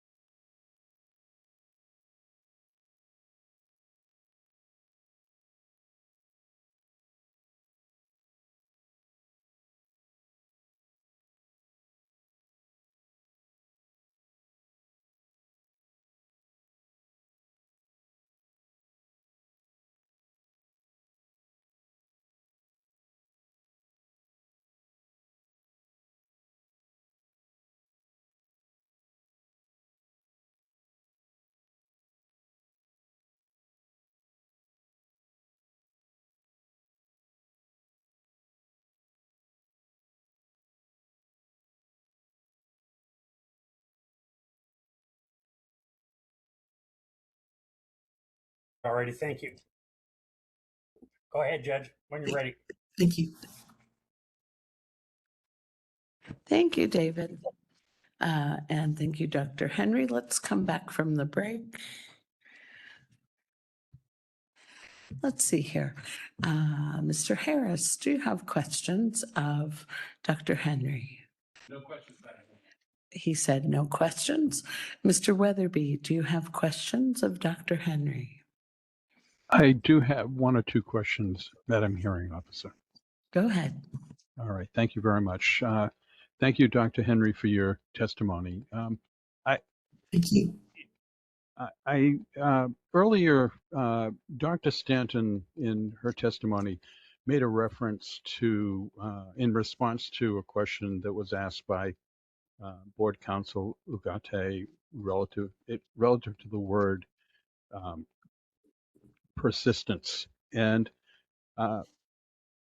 she stated, and I'm paraphrasing, but it was along the lines that is subject to interpretation, maybe even philosophical, in regards to its application to environmental matters. You write in your, I notice in your exhibit relative to your experience, in the most recent time period that it covers, there's a statement that you write, advocacy efforts for employers and industry groups center on toxology, hazard, and risk assessment, environmental fate, and persistence. Can you explain the significance of what you mean by risk assessment, environmental fate, and persistence? Sure. So persistence is a term that's used to describe whether or not a substance degrades. And from a regulatory perspective or from a scientific classification perspective, there are tests which are performed to determine how long it takes for something to degrade in different tests and different environmental matrices and different conditions. And if the substance does or does not degrade in that period of time, it can be considered to be persistent or not to be persistent.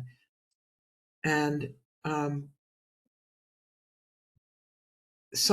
there are some people, and there is some literature to say that persistence alone is sufficient to establish a hazard. And I think that the paper that Dr. Timmer and I did, published in 2025, demonstrates, as well as the 50 or 60 year history of fluoropolymers, they don't degrade in the environment, but they don't degrade to and transform to substances of concern. And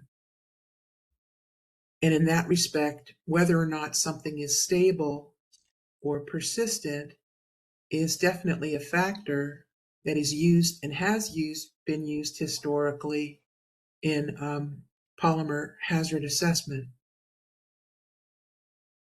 Thank you. As a follow-up to that, then is that subject to interpretation by different folks who have looked at it that have scientific background and credentials? I don't exactly, I can't speak to what Dr. Stanton was thinking, but I can say that like many classifications, there are criteria to achieve a certain label, a certain classification, and depending on who you talk to, EPA versus Stockholm Convention versus European Union REACH, there could be different criteria to be labeled, classified as persistent. I'm not sure if that answers your question, but that's as close as I can get, not knowing what Dr. Stanton was thinking. Okay, I appreciate that, and I'm not trying to, place a particular connotation of hers to you or yours to her, and I may not be expressing it exactly. I don't have the record in front of me, but I remember that question being asked. Is it safe to say that notwithstanding the great amount of experience you have in this here, that there's still a lot of information that's not known relative to matters that deal with the PFAS and some of the testimony you provided. Well, I don't know if I'm going to answer this. I hope this isn't too inappropriate. When I was a kid, I thought people who were 18 years old knew everything. When I got to be 18, I thought, okay, it happens when you're 21. And I'm way past 21 now, and I still don't know everything. And in fact, I know more about what I don't know than I did when I was a kid. So do I ever think there will be zero uncertainty about any substance on the planet? No. Do I think that with each study, we reduce uncertainty? Yes. Okay, and I'll just ask this for the last question. Do you feel it's inappropriate or for a board such as the Environmental Improvement Board to take a more cautious approach to regulating matters, given what we've learned over the last, say, 50 or 60 years of different, the impact that different man-made and chemical elements have had on environmental, the environmental conditions we live with today? So I want to start by saying that I have the greatest respect for the Environmental Improvement Board. I think public policy, public safety is a very it's a very heavy responsibility. As a scientist, I think that the weight of evidence about the substance of interest is what I rely on, and I look at fluoropolymers and non-polymeric PFAS. They are not similar, and I don't believe that the weight of evidence supports saying that they have the same hazard. I don't believe that the weight of evidence supports that there will be dose additivity for substances with toxicological dissimilarities. I don't believe that the weight of evidence demonstrates that their persistence will be predictive of transformation and subsequent release of substances of concern. And I don't believe that persistence predicts toxicity. So I think this board has, a very, very important role to play. And I would hope as a scientist that you would be using the scientific evidence, because we will never have zero uncertainty. But I would hope that you would use the weight of the evidence that we do have on fluoropolymers to support your exclusion of them as you have in the rule, and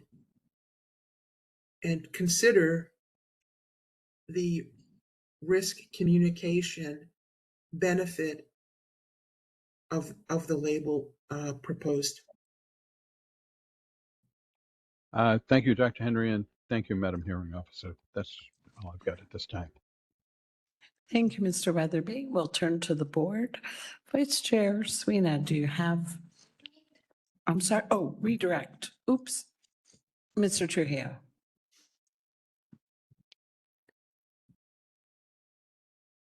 Madam Hearing Officer, I have no redirect at this time. See, I already knew that. You're hoping. That will go to the board. Thank you. Vice Chair Sweeney, do you have questions of Dr. Henry? I don't have any questions right now. All right. Chair Easy?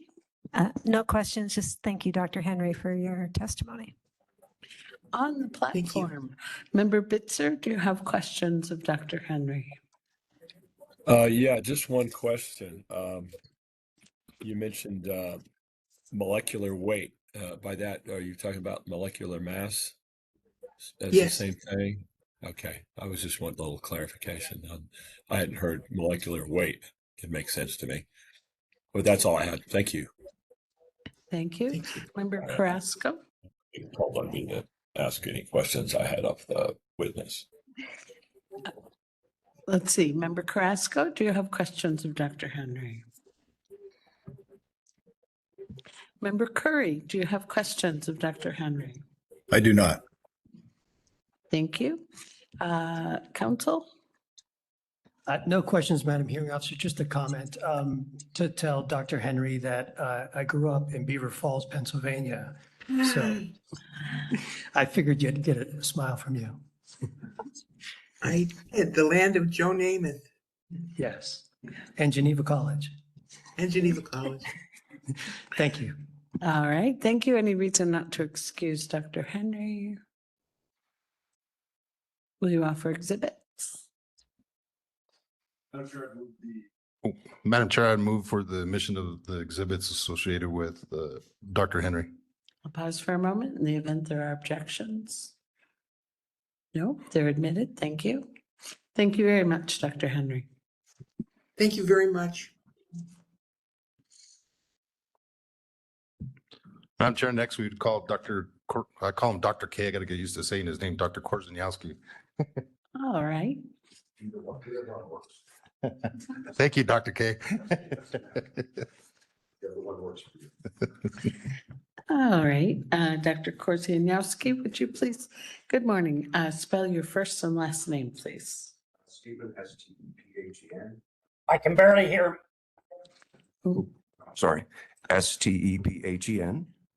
Last name is K-O-R-Z-E-N-I-O-W-S-K-I. Thank you. Do you swear or affirm to tell the truth? I do. Thank you very much. Go ahead, Mr. Trio. Good morning, Dr. K.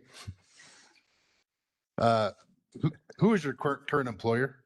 My current employer is my own company, Beach Edge Consulting. I started my company August 1st, 2015, when I retired from my corporate job. And on whose behalf are you testifying today? ACC, American Chemistry Council. Did you provide a resume filed as ACC Exhibit 1? I did. And that states your employment history, qualifications, and experience, correct? Through today, yes. Can you briefly summarize your relevant experience for the board? Yeah, yes, I can. I started in this chemistry. They didn't call it PFAS at the time, but I started in 1977. And I worked for about 7 years in the lab and doing a few other things in this kind of chemistry. Like many large companies, I got the opportunity to do many other jobs between 1984 and 1996. And then I came back in 1996, and for the last 30 years, I've been in this business. So about 36 years direct experience in fluorochemical technology. Thank you.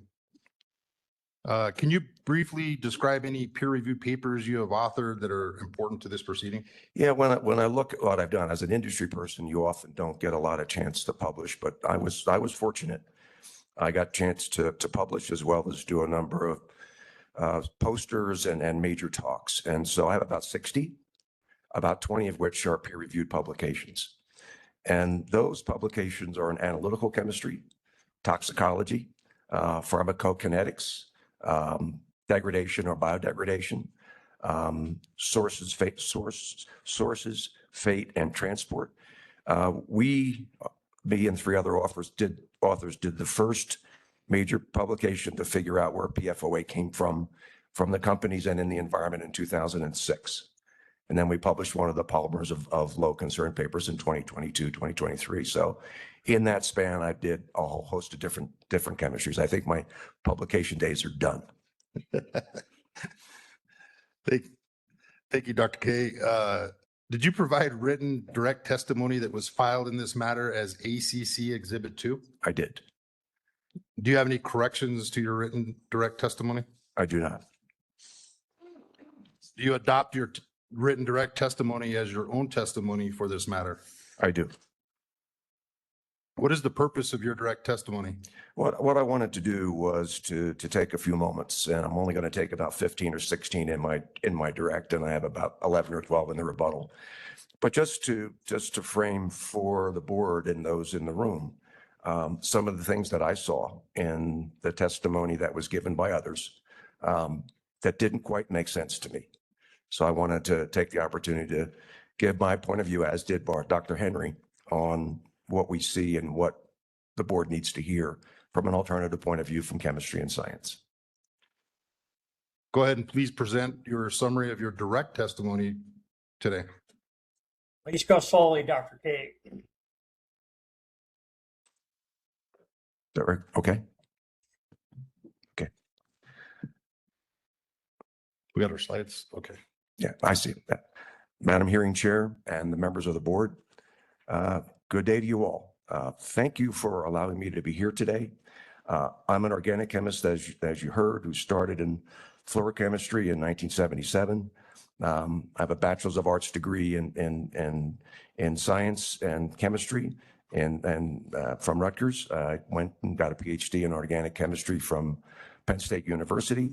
And then after 3 or 4 years of working, I went back and got an MBA in finance. I transitioned to many roles as I described, and all of those roles, which were science and business, allowed me to take the science as well as put in perspective what it means in the business and environmental and other worlds.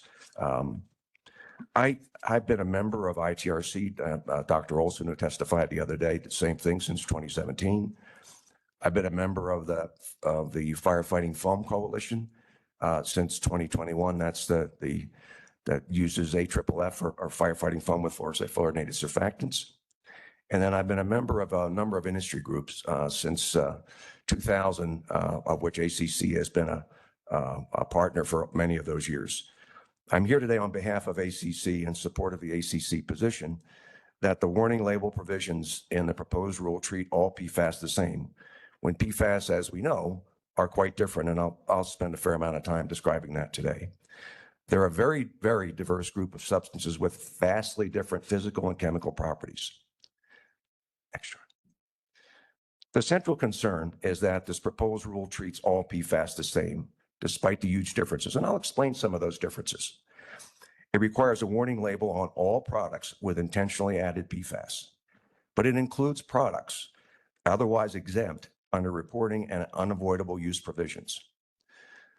As you've heard over the past 3 days of hearings and in the documents you've received, there's a few schools of thought on how to treat the PFAS chemicals, since they all have carbon and fluorine, or they have a fully fluorinated carbon in their structure. More on this in a minute. One group says, and you've heard this many times this week, that if it meets the PFAS definition, and given that persistence is sufficient, PFAS should be grouped together and treated as one. Group them as one.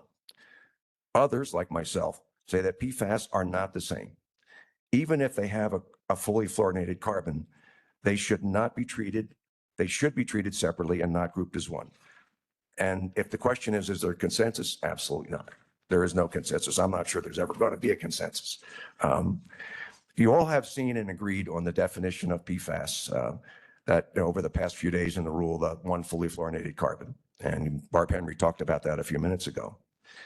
This definition was proposed by OEC in 2021.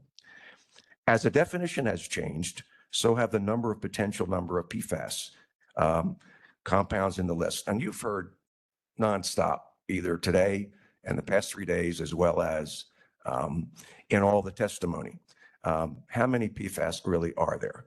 I put this chart together, and it's evolved. Obviously, the last time I put it together was 2021. But what's the definition and what does it mean? And really, are there 14 or 15,000 PFAS compounds hanging around? And the answer is no. There's lists and databases that you can say there's 14,000. But the fact of the matter is as the definition has evolved, the number of PFAS have evolved that are captured in that list. I've charted this back to 1994. There were no real numbers at that point. And Hexter in the Netherlands started using PFAS, but only mentioned perfluorinated substance, not PFAS as we know it today. The OECD in 2007 created sort of the first list. And that was 982 when the OECD 2000, 982 compounds, a far cry from where we are today. And Buck et al. In 2011, they're credited with the first creation of the definition of PFAS in 2011, the Buck-Franklin paper. And then please keep it slow. Okay. And then in the OECD paper in 2018, which we based one of our studies on, which I'll talk about in a moment, because the definition changed, there was that 4,730. When EU called for evidence in 2020, it was about 8,000. And then you've got the new OECD definition from 2021 and EPA database and list. Now it's about 14,000. But, just for perspective, and I said this a minute ago, the 14,000 are based on lists and databases, not commercial compounds. And we heard that this morning. The EPA list was 700 or 800. When we did our study, it was 600, same ballpark. The work we did and when we published in a peer-reviewed article in 2021 took the OECD list from 2018, and of the 4,730, we found 6%. And the survey we did, it was 256, but it was only 3 companies. So we extrapolated that to be maybe it was 600 or 700, directly on top of what you just heard this morning. So if you're looking at what compounds are relevant and important in commerce and potentially consumer products, it's hundreds, not thousands. Next chart. PFAS are not one uniform substance. Dr. Henry gave you a little flavor of that this morning. And also, Drs. Chapman and Olson gave a broad overview of what PFAS is with their testimony. And I don't need to repeat that. I don't think you want a chemistry lesson this morning. Enough is enough, right? But you will see some chemistry in a few minutes. You have heard that PFAS are a diverse group of chemicals, and they vary very significantly in their physical and chemical properties, their environmental behavior, environmental fate and effects, their toxicological profiles. And assuming equal risk across all PFAS is simply not scientifically justified. On the other hand, many believe, and you've heard this a few minutes ago too, that despite what I just said here, many believe that if you have a PFAS with a fully fluorinated carbon, go back one, and given that they are viewed as persistent, persistence is sufficient. And my view is it's not. I am not in that camp. We are opposed to the grouping as one. Now you can change the chart. All right. Some perspective. I want to give you some examples, and you hear me say that they're not the same, but give me a moment here to provide a little education and see if I can help you why we believe they're not the same. This is on labeling and grouping at a high level, and then after this, don't change yet. I'm going to go to a granular level. So, an important question that we've been asking for several days now is: are they all the same? Let me start with carbon and hydrogen compounds. You see the solid, which is polyethylene, which is in tubing that you use in your home and water systems. You see ethyl alcohol. We'll talk a little bit about in a minute. You know where ethyl alcohol is and where it's used and where it comes from. Then, if you're like me at home, I have no services in my house. I have to have propane for heat. So as a gas. Now, these are carbon and hydrogen compounds. But are they the same? Would you group them the same just because they have carbon and hydrogen in their backbone? The answer is no. And so the same question you asked for fluorocarbons. They're also a large universe of very different, very diverse substances. So for the carbon and fluorine compounds, you could say they're CF3s. Solid is PTFE, polytetrafluoroethylene. The liquid could be what we call the 6,2 fluorotelmer alcohol. That's what you heard maybe Monday or Tuesday. Dr. K. Slow down. 6,2 I'm fluorotelmer sorry, alcohol. after polytetraethylene, the next one. 6,2 fluorotelmer alcohol. This alcohol is what you've heard over the past few days as the newer chemistry or the short chains, but that's a liquid. And then from a gas would be refrigerants. Refrigerants are blowing agents. And so you look at these and you say, okay, are these compounds the same? And the answer is, I don't think so. Let's go to a more granular example, actually 2 of them. The next chart. These substances will be very familiar to you. And these are hydrocarbon examples, and I'll follow with fluorocarbon in just a second. On the left-hand side, you have two common chemical examples. You have ethanol. You know what ethanol is. It's in your beer, your wine, your spirits. It's used as a solvent. And then if you just change the structure and you get rid of that CH2 in the middle, you have methanol. They look the same. They're carbon, hydrogen, and oxygen. They're alcohols, but they have vastly different hazards. Ethanol you can drink. Methanol, if you drink, you go blind. So saying something is in the same family, implying the same hazards, makes no sense with two simple hydrocarbon examples. Let me give you one more. On the right-hand side, for those of you who have ever worked on a car, you know you need antifreeze. And ethylene glycol is the common antifreeze that's been used for years and years and years. It's great if you don't have a pet. But if that antifreeze is leaking, and your dog or cat licks that antifreeze, they can have kidney failure or die. My wife's a veterinarian, so I get this story all the time. However, many years ago, you may remember there was an alternative glycol called propylene glycol that just had one more carbon, but had vastly different properties, such that it's generally regarded as safe by the FDA. So the fact that you have a structure, two simple examples, doesn't mean they have the same hazards, and they don't require the same labels. Next chart, please. All right. You heard a fair amount of this from Barb. PFAS include many different substances with very different properties. They are similar, yes. They have CF3. And from that point on, it changes because you do have gases, liquids, and solids. I said that a few minutes ago. And then Barb started to highlight some of the key features that you have to really think about when you think about PFAS as a class. In this case, you've got stability from seconds to thousands of years. Do they degrade? Do they photolyze? Do they degrade in soil? Mobility, Barb talked about this also. Are they insoluble or are they highly mobile and soluble in the environment, either in air or in water? Toxicity, there's different grades. You heard Dr. DeWitt talk about the gradation. This is low to high, and there's all gradients in between.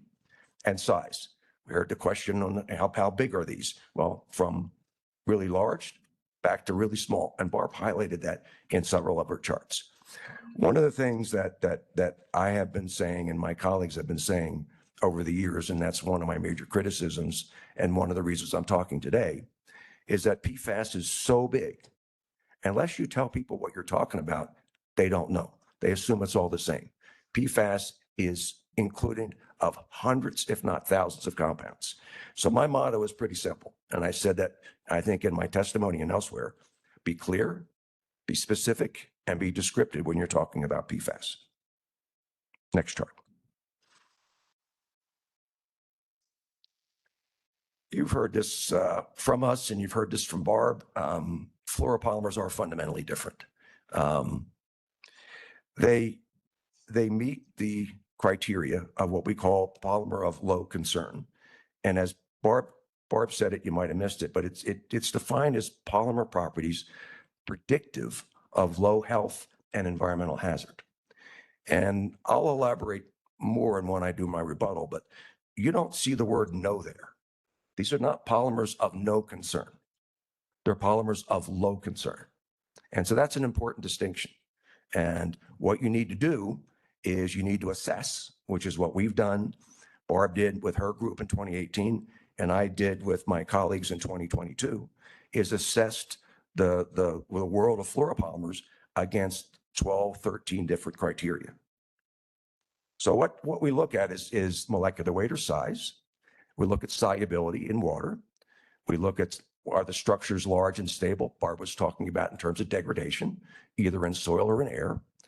Are they bioavailable? Are they bioaccumulative? Do they degrade into smaller pieces? Are they precursors? Really, really important concept. And environmental mobility concern generally does not apply to fluoropolymers because they're solids and they don't have solubility and they don't have vapor pressure. Is that an absolute? I can't say it's an absolute, but it's pretty good. It holds pretty good. All right. So one of the things I want to talk about here, and I'm going to say it again in the rebuttal in a little bit more detail. There are two papers, one by Dr. Henry and our Gore colleagues in 2018, and another paper in 2022 by myself and seven other global companies where we talk about polymers of low concern. These studies combined cover about 96% of the major global fluoropolymers and include all the properties, residuals, monomers, extractables, and all of the fundamental properties. And I'm going to come back to that because it's really important, because there was a lot of questions yesterday and even today about life cycle. Next chart. There we go. Two more charts, this one and the next one. Before I finish with my final two slides, I want to reiterate that in both of the polymer concern papers, both 2018 and 2022, that was online 2023 in print, we not only discussed the in-life, which we heard this today, the in-life properties of the fluoropolymer life cycle, but we also discussed beginning of life, which is how they're made, and end of life. So I'll talk about the life cycle in a few minutes. So what do we see as the problems with the proposed labeling? We've all talked about that for the past, this is the fourth day. All PFAS have the same properties and the same risk. No, they don't. And a label that covers all of them, which is what's proposed, even though there are exemptions, doesn't make scientific sense in my view. I'm a scientist. The scientific reality is that PFAS vary very significantly.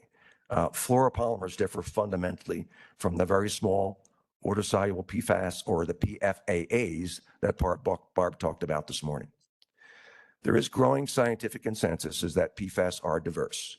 And as I said earlier, there are different groups that think about these, and I'm not sure we're ever going to get together. We in good spirit have spirited discussions, and we end up agreeing to disagree. Fluoropolymers, and you heard this also, fluoropolymers are materially different from other PFAS because of the properties I talked about. NMED's warning label approach fails to differentiate amongst the chemicals. It's inconsistent with current scientific understanding, that some of which I talked about today, and it's not scientifically robust. And, you know, my question is we all have many questions, but I'm still trying to figure out what an Erlenmeyer flask with a PFAS symbol in the middle is really going to do here. I'm not a label expert, but I've used many Erlenmeyer flasks in my day with PFAS in them. But we're going to need to figure out what it really means in the end. I'm not an expert there. Lester.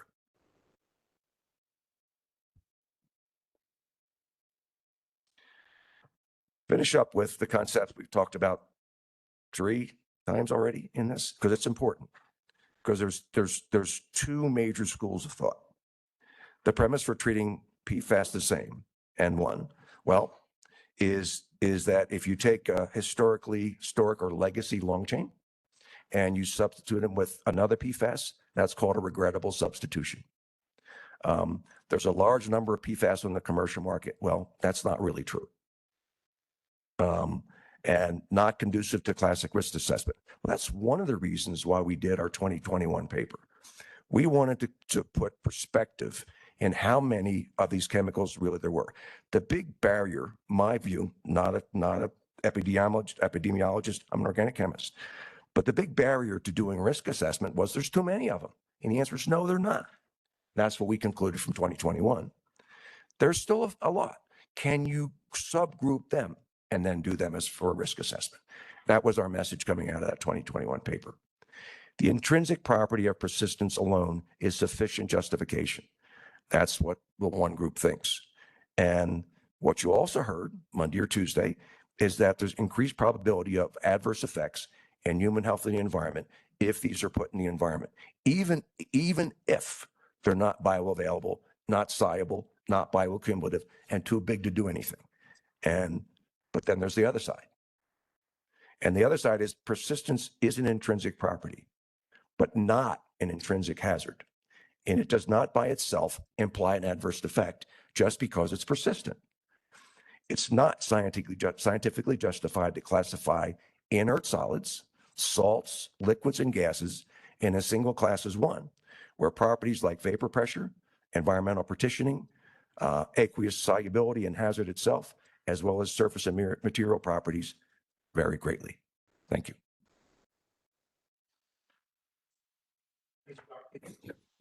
Thank you, Dr. Korzeniowski. Let me next turn to rebuttal and ask you a few questions, and then we'll get into their summary. All right. Did you review the direct written testimony of NMED's witnesses filed in this matter, particularly Dr. Chapman's, Dr. Olson's, and Dr. Ling's testimonies? I did. Did you also provide written rebuttal testimony of these NMED witnesses that was filed in this matter as ACC Exhibit 3? I did. Do you have any corrections to your written rebuttal testimony? They're not corrections. What I did, and I discussed this with Dow, is I didn't change the headings. I didn't change the references. I just added some more text. So I'm happy to provide a copy of that to the board and to the group. Okay, thank you. No corrections, but it's just again, it's the same references, no change in references, no change in context. Do you adopt your written rebuttal testimony then with those additions as your own testimony here today? I do. Let's proceed with your summary. And for this round, before we begin, I'm going to ask you questions, and when you're done with your answer, I'll ask you the next question. Please do. Thank you. Thank you. In your opinion, did the testimony presented by NMED in this proceeding use scientifically precise terminology when referring to PFAS? No. The term PFAS is an umbrella term encompassing more than 14,000 substances, which we just talked about a few minutes ago. That's included in databases and lists, but not in commerce, with very diverse chemical, physical, and toxicological properties. And to the best of my knowledge, only a small subset of substances classified as PFAS are actually in commerce or of commercial relevance. This set of commercially relevant PFAS, as I said a few minutes ago, likely numbers in the hundreds and not tens of thousands. And that's the Buck et al. As a co-author with Bob and two others in 2021.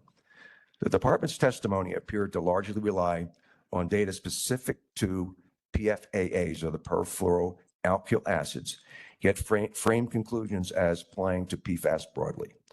That approach does not reflect the scientific distinctions among PFAS subclasses and may create confusion in risk communication. It would be helpful, and in most cases necessary, to be clear, specific, and descriptive when talking about PFAS, which ones are being referred to in each case. As an example is the statement that PFAS are persistent and mobile. This is an overgeneralization, as many PFAS are not considered mobile due to their very limited solubility and lack of vapor pressure. Does the scientific evidence presented by NMED support regulating or labeling all products containing any substance with one fully fluorinated carbon atom in the same manner? No. A structure-based definition, which is what we're talking about, of PFAS, that captures all substances with at least one fully fluorinated carbon, does not align with hazards, exposure, and risk conclusions presented. Much of the department's expert testimony focused on PFAS and certain related compounds. Extending those conclusions to all PFAS containing products is not supported by the scientific data discussed in this proceeding.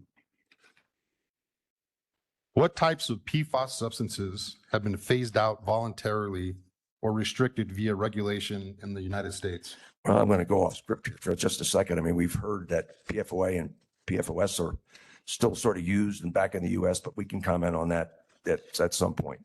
PFOA and PFOS and closely related substances have been voluntarily phased out by industry. PFAS and the related long-chain PFSAs, perfluorosulfonic acids, were phased out by the sole US manufacturer in the early 2000s. And PFOA, its related higher homologs and precursors, were phased out through the US EPA 2010-2015 PFOA Voluntary Stewardship Program. This program was global in nature and included the 8 major global manufacturers. The program included both products and plant emissions. The US EPA, however, did grant a few SNUR exemptions for PFOS type products to be used until replacements were found. This could be the thinking that PFOS products are still coming back into the United States. It's not been discussed here, but many of these products were used in very specific formulations, like in the photographic industry, photolithography, the hydraulic fluid in aviating in your jets and your aircraft. There were no replacements, even as 2000. So EPA provided at least four compound, PFOS compound exemptions, and then the right to manufacture outside the US. So that's like five SNURs. So that might be the source of, because I don't know whether there's replacements yet. Some of these were very difficult to requalify.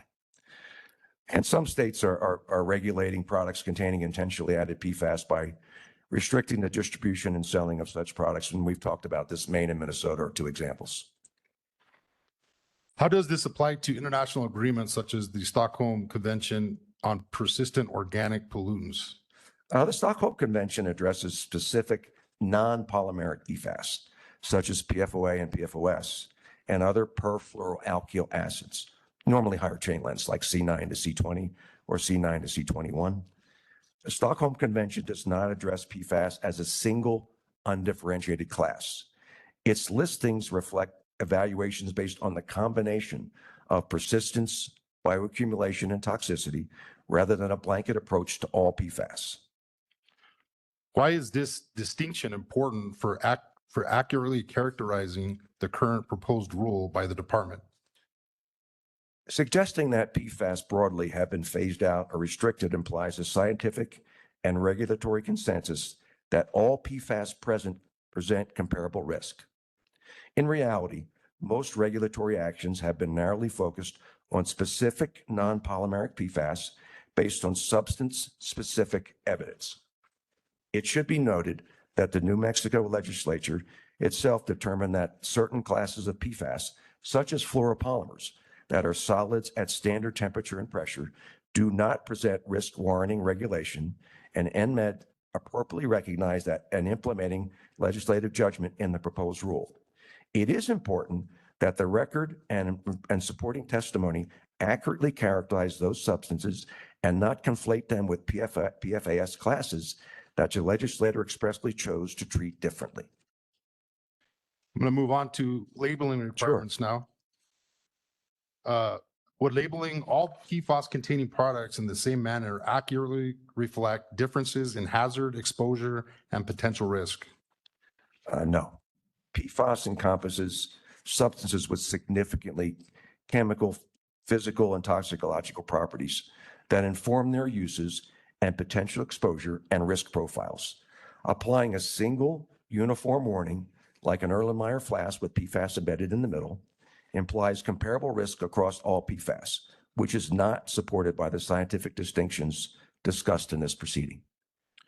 How does that concern then apply to fluoropolymers? Recognizing the diversity of physical and chemical properties within the PFAS family of chemistries is critical for understanding whether a particular PFAS or subgroup of PFAS might be of potential concern to human health or the environment. Fluoropolymers do have a markedly different physical and toxicological characteristics compared to non-polymeric PFAS, such as PFOA or PFOS, and even versus what you heard talked about this morning, the side chain fluorinated polymers. A general statement or pronouncement that as a whole, PFAS are bioaccumulative, persistent, and mobile is simply incorrect and misleading. In addition, two recently peer-reviewed journal publications, we talked about this a few minutes ago, one in 2018 by Dr. Barb Henry and her colleagues at Gore, and the other in 2022 online, 2023 in print by myself and members of the 7 global fluoropolymer manufacturers, made a compelling case that fluoropolymers have a unique set of properties that set them apart from the other PFAS. For one of the witness statements and testimony on Monday to label these important publications as tainted or conflicted because industry did them is a clear mischaracterization of the compelling property, analytical, testing, and toxicological data presented in these publications. Another generalization noting that fluoropolymers in use or in life are not safe is directly contrary to what is published in the two journal articles cited above. Directly contrary to what you have read in Exhibit 71 and heard on Monday in testimony, fluoropolymer manufacturers have recognized that there are potential emissions of fluorinated species across the complete life cycle, manufacturing, which is beginning of life, in use and in life, and end of life, disposal. That could be recycled, that could be incineration. There are no disingenuous claims about no emissions and no claims about polymers of no versus low concerns. As an example, the fluoropolymer manufacturing group in Europe called FPG have created and are executing a manufacturing emissions reduction program with defined goals. You have heard a fair amount of talk about the use of fluorinated polymerization aids. You heard that this morning, FPAs, like PFOA and PFNA. They are no longer in use. These particular ones are generally no longer in use, not by at least the stewardship companies. And some companies have replaced them with short change. You heard that this morning also. What is more important, though, about that is that the fluoropolymer industry has been working for years to eliminate the use of these fluorinated polymerization aids. And as of 2022, I don't have new data, when we published our paper, about 55% of those FPAs had already been eliminated from the use in manufacturing. So I don't know whether it's 70 today or 75. I don't know what the percentage is, but it's clear that the industry understands there's potential emissions and is doing what it needs to do to eliminate them. As far as end of life, heard about this morning also. There have been several incineration studies since 2019, with several more in the works. Many of these studies show, as Barb said, several nines destruction. I think she said 99.999, something like that, of the fluoropolymer and what they call PICs, or products of incomplete combustion. And the studies that have been done recently are done in commercial waste to energy plants, and they're getting several nines destruction. Now, can you get incomplete destruction in PICs? Well, if you do backyard burning, which is illegal, sure you can. But if you do its destruction and incineration in a regulated facility, and that facility is operating properly, potential for emissions is extremely low. I can't say it's zero, but extremely low. And many other studies are going on at the moment. The 2018 and 2022 papers that we've talked about as conflicted covered 96% of the global fluoropolymer market in terms of polymer types, 18 major types of fluoropolymers. If one actually reads these two papers, the actual assessment data and criteria as described in excruciating detail, either in the paper or the supplementary information, it is clear that there is complete life cycle discussion, particularly in the 2022 paper. The conflicted designation, which we've heard a few times in the testimony, appears to arise because, like myself, no longer, but I was an industry guy. That conflicted means that the work we were doing wasn't good and wasn't genuine. But the fact of the matter is that these authors, including myself, we have to sign a conflict of interest or disclaimer statement from the journal, or we can't publish the paper. So it's a requirement. The fact that we sign disclaimers and conflicted statements, does that mean that there's something wrong? No, it raises no flags. It's required. And that's, you see that in all major journals. I've always had to sign a disclaimer. And a uniform one-size-fits-all warning could mislead consumers into believing that all of these materials pose similar risks, which is not consistent with the available scientific evidence as described above and elsewhere. Dr. K, my final question is, Yes. How does that concern apply to other exemptions in the statute? The same concern about misleading consumers applies to blanket labeling of the other exemptions listed in the statute. PFAS are not monolithic in their properties and uses, and many of the exempted applications involving highly technical materials that serve as critical enablers of industry underpinning modern life. In numerous contexts, such as healthcare, energy systems, transportation, electronics, and other infrastructure, these substances are essential to safety, durability, or performance. And viable alternatives are not reasonably available without compromising function or introducing other risks. Applying a uniform label to these categories would obscure these distinctions, potentially confuse consumers, and fail to reflect the careful policy judgments already embedded in the statutory exemptions.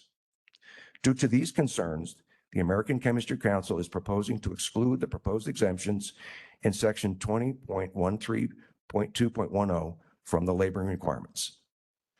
I believe that concludes your testimony. It does. Madam Hearing Officer, we offer Dr. Kaye up for questioning. All right, thank you very much, Mr. Trujillo. Ms. Feebig, do you have questions of Dr. Kaye? Just a couple. Thank you. Dr. Kaye, you've been present in the hearing room for the duration of these proceedings. Monday I was actually online, but yes, I was here. I've been here every day, yes. You've been observing. I have, as yes. Things have gone. Okay, I wanted to ask you a couple things about, some of the evidence that. Sorry, David, we didn't hear you. I need one speaker at a time. You've been observing how things have gone. Go ahead, please, Ms. Feibig. Yes, I wanted to ask you a couple of questions about some of the information that we've learned over the course of the week. In your report or in your written testimony, and as you've described today, you've highlighted the relatively safe nature of fluoropolymers as a subclass of PFAS chemicals, right? I have. And Barb has also. We both have, yes. Right. Due in large part to their, they don't really bioaccumulate. They're not soluble in water, those sorts of characteristics. Understood, yes. We've also seen some concern raised over the course of the week by different witnesses about, learning information later on about risks. Science is such that it evolves. Sometimes we learn later that there are risks associated with products that we didn't appreciate earlier. So with that context, I wanted to ask you if there are any fluoropolymers that have a lengthy history of safe use. Well, I think I'm going to agree with Barb. I'm not going to use the same that I was 7. I thought I would know everything, but I'm not going to use the same language she did. But and Barb should have done herself justice. Her and her Gore colleagues published a paper in 2018. This is the first of the 2 polymers of low concern studies. What Barb didn't mention, but is a good example, is these fluoropolymers, particularly PTFE and things like PTFE, have been used in body for 40, 50 years as implants and so on. The significant amount of data that Barb put in that paper, as well as all the requirements that fluoropolymers need to be used in body, is a pretty good sample of a 50-year history of 50-year history of a safe fluoropolymer. PTFE is the largest, by the way, about 60 or 65% of the global fluoropolymer use. So it's if we're looking at the majority of the fluoropolymers, but there are various PTFE grades, as Barb talked about, but that's a really good example of in your body and being safe. Are there any other examples of PFAS substances, fluoropolymer or otherwise, that have a long history of safe use? Well, I think, the one of the things that I did as part of my work with Jay and the colleagues at ACC is, you've heard about, you're doing your own regulatory and rulemaking process here, but Europe has been very active in this area. One of the things that we needed to do was to provide substantiation of the safety and use and utility of fluoropolymers in commerce. One of the things we heard, I'm thinking it was Monday or Tuesday, was from the coatings industry, where he was talking about how it would impact coatings. And most people don't appreciate the value of fluoropolymers in coatings, not necessarily in body, but in the external world, as an example. There's PVDF, which is a fluoropolymer. There's a Lumiflon fluoropolymer, and these are used in solar panels, building panels, bridges, and the like. And without these materials, as an example, you would see your bridges full of scaffolding. They'd have to replace and repair every 5 to 7 years. But if you use the fluoropolymers like the Lupaflon or PVDF and solar panels, you're 50 to 100-year replacement. So they not only work, but they're very effective in what they do. And these products are used in sunlight and weather and salt water, and they function perfectly fine. So it's a good example of how tough they are, as an example. My last question, in your written testimony, you had referred to the proposal that the Erlenmeyer flask be added. We've been characterizing that as sort of a warning label. And I think we've heard some evidence this week to suggest that the department is contending that it's really just intended to be informative and not a warning.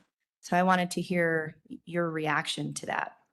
Well, I'm going to start off first by saying I've got great respect for what you're doing. And I don't disagree that labels can have significant importance. I also don't disagree with the fact that labeling and informing consumers is a really good thing to do. I have no issue with that. I think to the extent that you can educate the consumers on a subject like this is really important.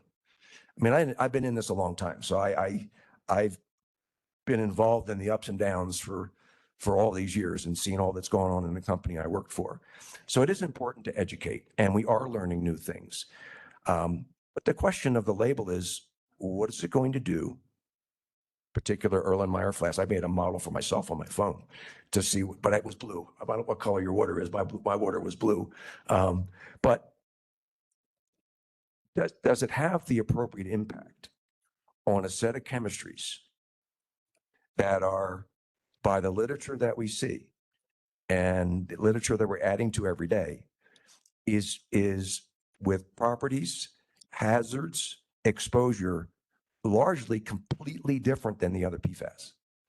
So that's why I was concerned about, is that label going to have a benefit on a consumer product when there's no real exposure in most cases? And the risk of that exposure, given I'll cautiously say the potential inertness of the fluoropolymers, that inertness also has a graduated meaning. I'm not sure that's it's appropriate. That's my thoughts. Nothing against the labeling, nothing that it might not have a benefit for other consumer products who want to know what's in their products. I think it's a good idea. The question is, where is that label applied? Do you think it's likely to be perceived as a warning? Well, Madam Hearing Officer, I have to object to the question. He's stated he's not an expert on labeling. Can you rephrase the question, Ms. Phoebe? I was just in his, he referred to it as a warning in his papers. And so I just wanted to see if he still perceives it as potentially sending that message. When I do remember that, actually, yeah. When I see a label, I try to figure out what it means. And normally when I see a label, it's on products, it's usually a warning. It's implying some risk. It often will prompt you to go look, especially if you don't know what the label means. If there's an explanation with the label, then you don't have to go look any further. But with an Erlenmeyer flask with PFAS in the middle, if I weren't doing this for a living, I'd be scratching my head. But the idea is that might prompt consumers to go look. And if that's what it does, that's probably a good thing. But it is a warning label in some form. Thank you. No, all righty. We are 6 minutes before noon, so rather than proceeding to the next examiner, let's take our lunch break. We'll return at 1 for public comment. And sir, as soon as the public comment is over, we'll go back to you. Thank you.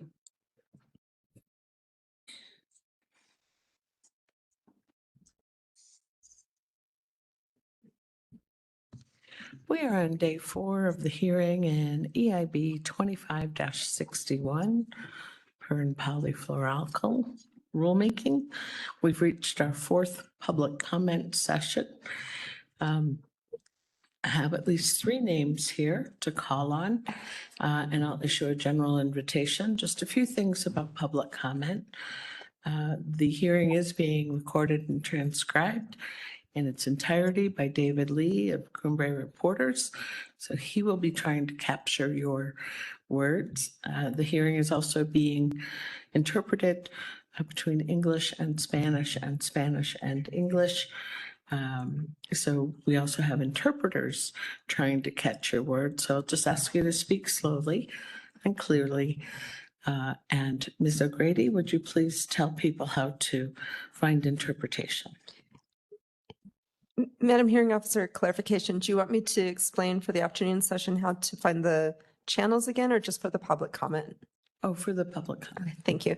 Buenas tardes. Estamos aquí a sus órdenes para interpretar sus comentarios públicos. Si hay alguien que quisiera dar sus comentarios públicos en español, si nos pueden hacer el favor de mandarnos un mensaje en el chat.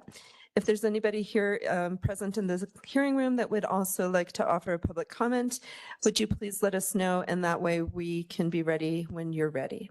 Thank you. Thank you, Ms. O'Grady.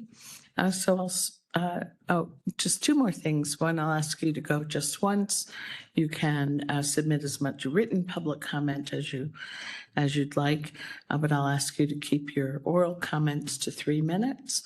I will ask you to spell your first and last name, and pursuant to the board rules, I'll ask if you swear or affirm to tell the truth. We'll start with Mr. Meiklejohn. Mr. Meiklejohn, if you come up to this lighted microphone at the front of the room.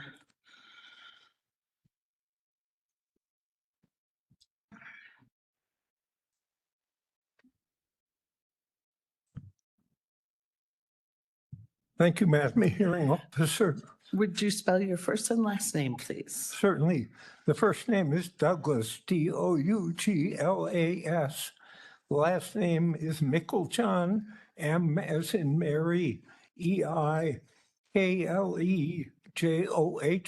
That's all one word. All right, thank you. Do you swear or affirm to tell the truth? Yes. I'll start your time. Thank you, Madam Hearing Officer. Board members, as I said, my name is Douglas Meiklejohn. I'm an attorney. I work on water quality issues for Conservation Voters New Mexico. Conservation Voters applauds the Environment Department and the Environmental Improvement Board for addressing the proliferation of PFAS. Pardon me, I can't pronounce the full name of that. And the pollution that they cause, particularly pollution of water and especially pollution of groundwater, which, as you know, is the source of drinking water for many people in New Mexico. Conservation Voters has some concern about some of the exemptions that are in the proposed regulations. We recognize that some of those exemptions are not discretionary. That is, they are required by the statute passed by the legislature or required by the preemptive effect of federal law. On the other hand, some of the exemptions are discretionary with the board and possibly also the department, and they are generally classified as currently unavoidable use. Conservation Voters urges that because of the problems that PFAS have caused in the environment, that those and any other discretionary exemptions be construed and applied as narrowly as possible. Finally, as an attorney who spent several decades litigating for protection of communities and the environment, I personally am gratified to see the meaningful enforcement provisions that were enacted by the legislature included in the proposed regulations. Thank you very much. Thank you, Mr. Meiklejohn. Is there anyone else in the room here to offer public comment? I know we have a few folks online. No? All right, let's turn to Lindsay here or Huir. If I'm mispronouncing her name, please just let me know. No worries. Good afternoon, and I'll spell my name. It's Thank you. Lindsey, and my last name is Huber. Do you swear or affirm to tell the truth? Yes, I do. Thank you. I'll start your time.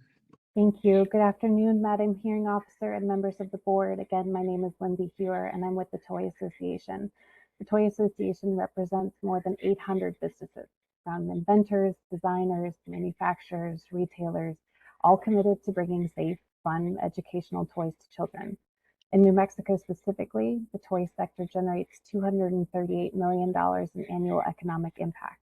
We're deeply invested in ensuring that children and families in the state continue to have access to safe and affordable play.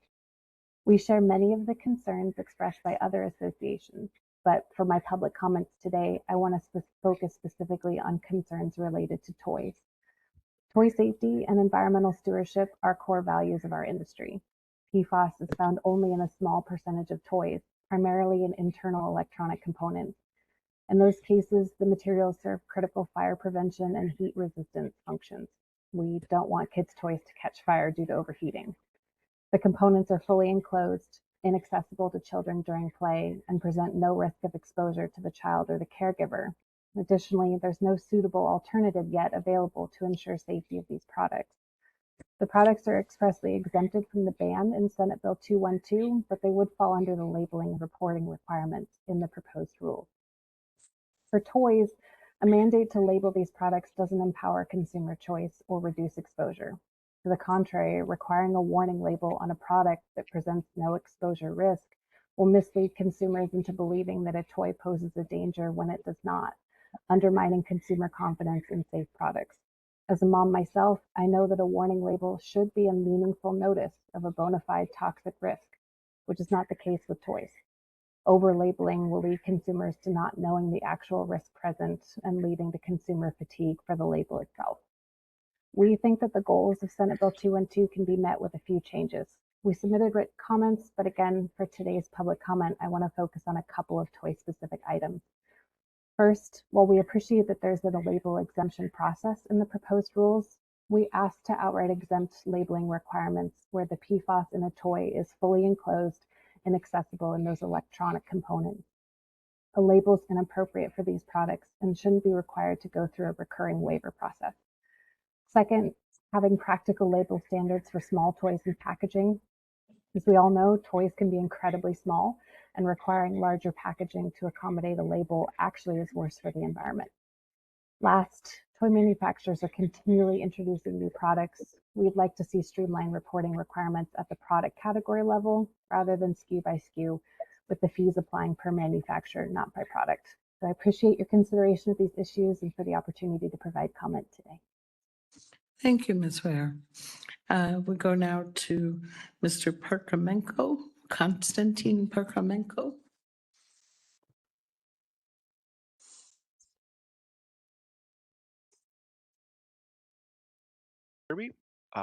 I will spell my name. Thank you. Konstantin, Konstantin. Parkhomenko is Parkhomenko. Thank you. Do you swear or affirm to tell the truth? I do. Thanks. I'll start your time. Thank you, Madam Hearing Officer, esteemed members of the board. My name is Konstantin Parkhomenko. I am an environmental attorney for the Sandia National Laboratories Complex. And you may be asking yourselves, this is about protecting consumers. Why is a national laboratory attorney giving public comment here? Well, as we all understand very well, the devil is really in the details in these kind of rules. And we have some concerns about potentially an overbroad, potentially an unintentionally overbroad definition of consumer that will rope in organizations such as ours, which are really very sophisticated laboratories who really know what they're doing in the industry and understand the chemicals they're working with. And they're engaged in very important and sometimes classified work for the good of the nation. And so we are concerned about potentially overbroad rules that might impact the mission. So I do have some more specific comments, and they're a little bit technical, so please bear with me. So we all know the Act defines consumer product, right? The consumer product means tangible personal property that's distributed in commerce, normally used for personal, family, or household use, including product categories that are normally used in households, and so on and so forth. We're aware of that definition.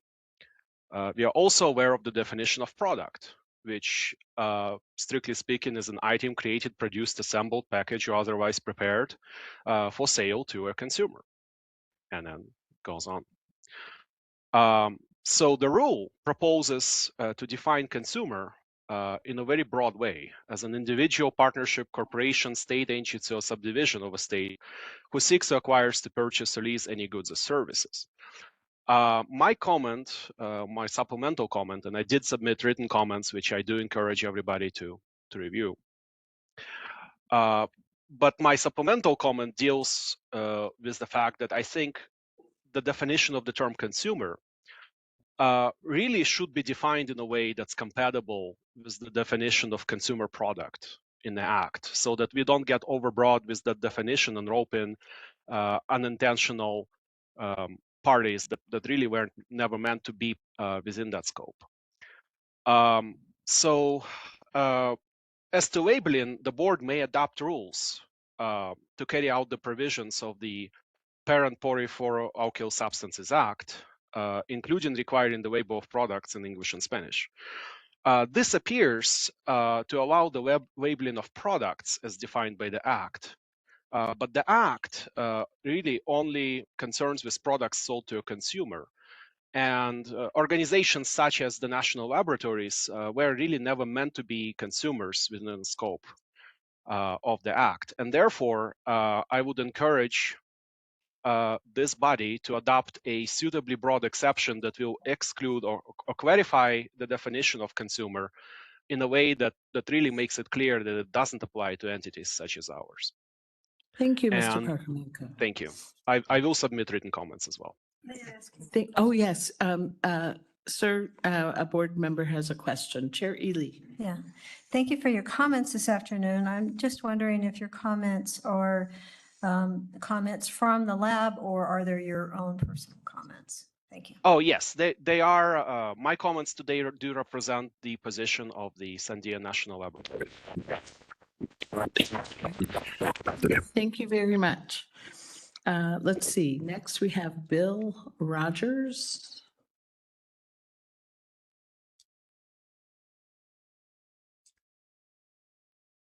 There you are. We cannot hear you, sir. Oh, are you unmuted, Mr. Rogers?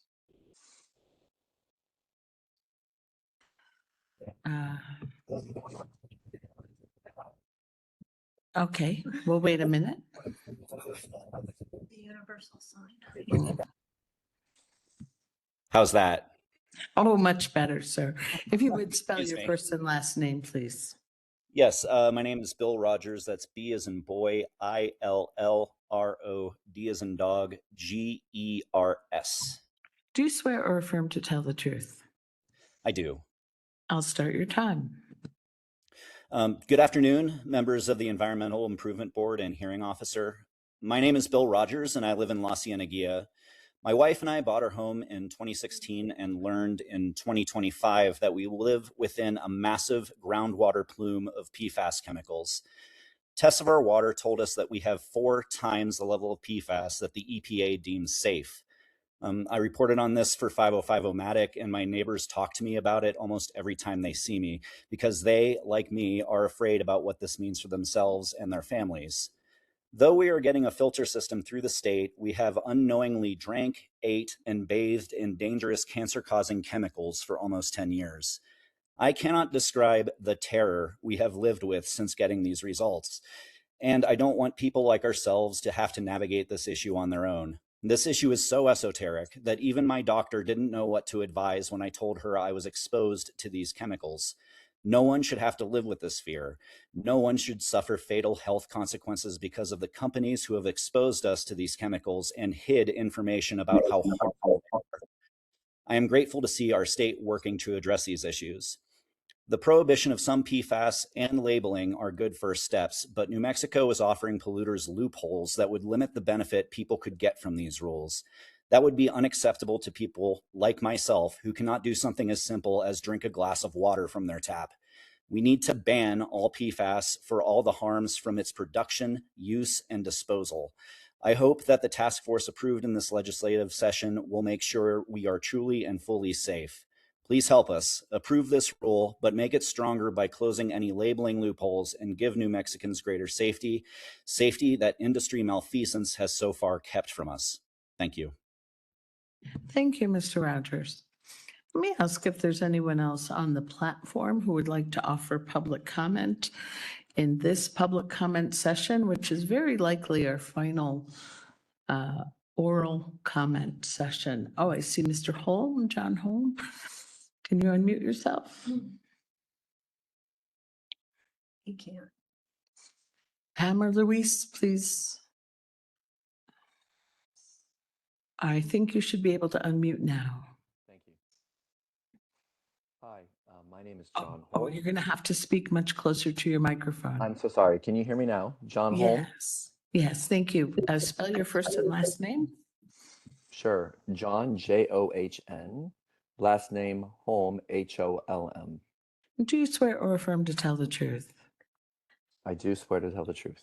Thank you. I'll start your time. Hi, my name is John Holm and I reside in Washington, D.C. I'm speaking on behalf of my organization, the Circular Supply Chain Coalition, and a lot of the work that we're doing both in New Mexico and broadly across the United States and the globe. I'm providing this comment today in strong support of the New Mexico Environment Department's proposed rule, which implements the PFAS protocol, and I urge the board to adopt the Environmental Department's rule as proposed. Specifically, a lot of the work that we're focusing on is around leveraging urban mining, leveraging material reuse.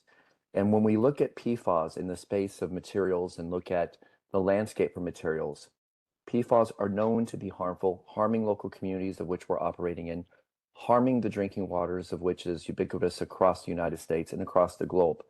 And New Mexico's way of looking at dealing with this within this rule really provides clear context of how to be proactive about dealing with the PFAS solution by leveraging the power to design out PFAS from inception and bring in materials that consumers can use that will not have this component into it that is harming, causing so much environmental and human harm. Moving forward, I would really like to say that I thank you, the Environmental Department, for drafting such a strong and protective rule. And thank you to the board and hearing officer for your time and commitment to protect New Mexicans and leveraging this as a model that can potentially be lifted across the other 48 states that do not have this type of proposal. I strongly urge you to adopt the Environment Department's rule. Thank you. Thank you very much, Mr. Holm. Elena F. Thank you. There we are. My name is Elena Fernandez. I'm a project specialist with Amigos Bravos. Amigos Bravos. Hold on, please. My apologies. If you would spell your first and last name. My apologies. Yes, Elena, E-L-E-N-A. Last name Fernandez, F-E-R-N-A-N-D-E-Z. Thank you. Do you swear or affirm to tell the truth? Yes, I do. I'll start your time. Thank you. Again, my name is Elena Fernandez. I am a project specialist with Amigos Bravos. Amigos Bravos serves the entire state of New Mexico for water quality protection and restoration. One of my projects is concerned with toxic pollutants across the state, and I work closely with the Environment Department and the communities that are impacted by toxic pollutants. The PFAS doesn't cause just physical harm. It causes mental harm, psychological fear from the unknown. So I'm asking that the Environmental Improvement Board please adopt the PFAS Substances Consumer Protection Act. New Mexico should adopt this act to protect the health and well-being of New Mexicans and our state from the harms of intentionally added PFAS in our consumer products that provide only minor convenience when compared to the very real dangers to ourselves and our state. The choice to reject this act will have negative consequences for New Mexicans' long-term health, negative impacts to medical treatment and affordability from diseases related to prolonged and constant exposure to PFAS, as well as the cost of remediation of our waters, lands, and agriculture. Essentially, all New Mexicans and our state's well-being and will be negatively affected by continued PFAS pollution and prolonged exposure. Please choose New Mexicans and choose New Mexico to be a leader against PFAS pollution. Lastly, labeling provides New Mexicans information so that they can make informed, personal, independent choices and decisions as to which products they deem safe or appropriate for their everyday use and livelihood. Transparency is not punishment or blame, it is the right thing to do. Industry is good at changing to fit their business needs, and doing the right thing by consumers would be a positive change. So I thank you for your time, and I send my thoughts to the people of La Cienega who have been impacted by the groundwater pollution. Thank you again. Thank you, Ms. Fernandez. Member Curry, do you have your hand raised? I do, Madam Hearing Officer. I just wanted to follow up on Chairman Ely's question from the gentleman from Sandia. He said he had a written statement, and I was just curious if he's still on the line or if we've got it. Does a written statement also reflect that that's the position of Sandia Labs? Let's see, Mr. Parkamenko, are you still on the platform? Hello, can you hear me? Yes, hello. Yes, I'm still on the platform. It is on our letterhead, so it should reflect that. And there will be also a supplemental set of public comments, which will also be on official letterhead, and it will also state that it is our official position. Thank you. Thank you. Thank you, Member Curry, and thank you, Mr. Parkamenko. Is there anyone else on the platform here in what I believe will be our final oral public comment session? I see no hands. I don't see anyone has joined us new in the room. So I think we'll return to the technical case. Please know if you are aware of someone who would like to offer public comment for this rulemaking, that written public comment may still be submitted here for several days more. All right, let's see. Dr. K. Would you rejoin us at the front of the room?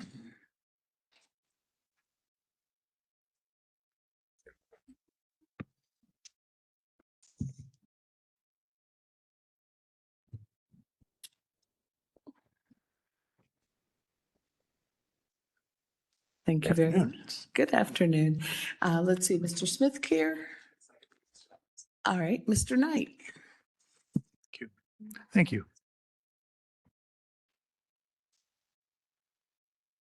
Dr. Korzanowski, I take it from your testimony, and I think you may have stated this, that you consider yourself to be an expert on PFAS. Is that correct? I mean, I don't think anybody can be an expert on all PFAS, but certainly I'm a subject matter expert in telemer chemistry and a fair amount of knowledge in fluoropolymers also. No refrigerants. So what specific type of PFAS, if you know, what specific types of PFAS are used in food packaging, for example? They would have been in general, fluorotelmer-based polymers. There's also some oxygenated materials from companies like Solvay and others. Small PFPEs or small molecules, but largely fluoropolymer-based products. They've largely been phased out, but those were generally what was used to provide the oil and water, particularly the oil grease repellency that was needed on paper products. And what about a product like Scotchgard? What specific types of PFAS, as far as you know, are used in a waterproofing product such as Scotchgard? Well, I mean, Scotchgard wasn't made by us; it was made by 3M, and they had a different set of chemistry, different backbone. But they would start with either the PFAS, which we've heard about a lot here, as a raw material, like what we would call the sulfonyl chloride, still with the PFOS here and the sulfonyl chloride here, and they would bolt on different additives and make polymers out of it. So they would be applied in the same manner, but they're different chemistries. The end function would be the same for particularly oil and grease repellency. How about a product such as Rain-X? Are you familiar with that product? Rain-X I thought was silicone based. So not containing PFAS. Not that I know of. Okay.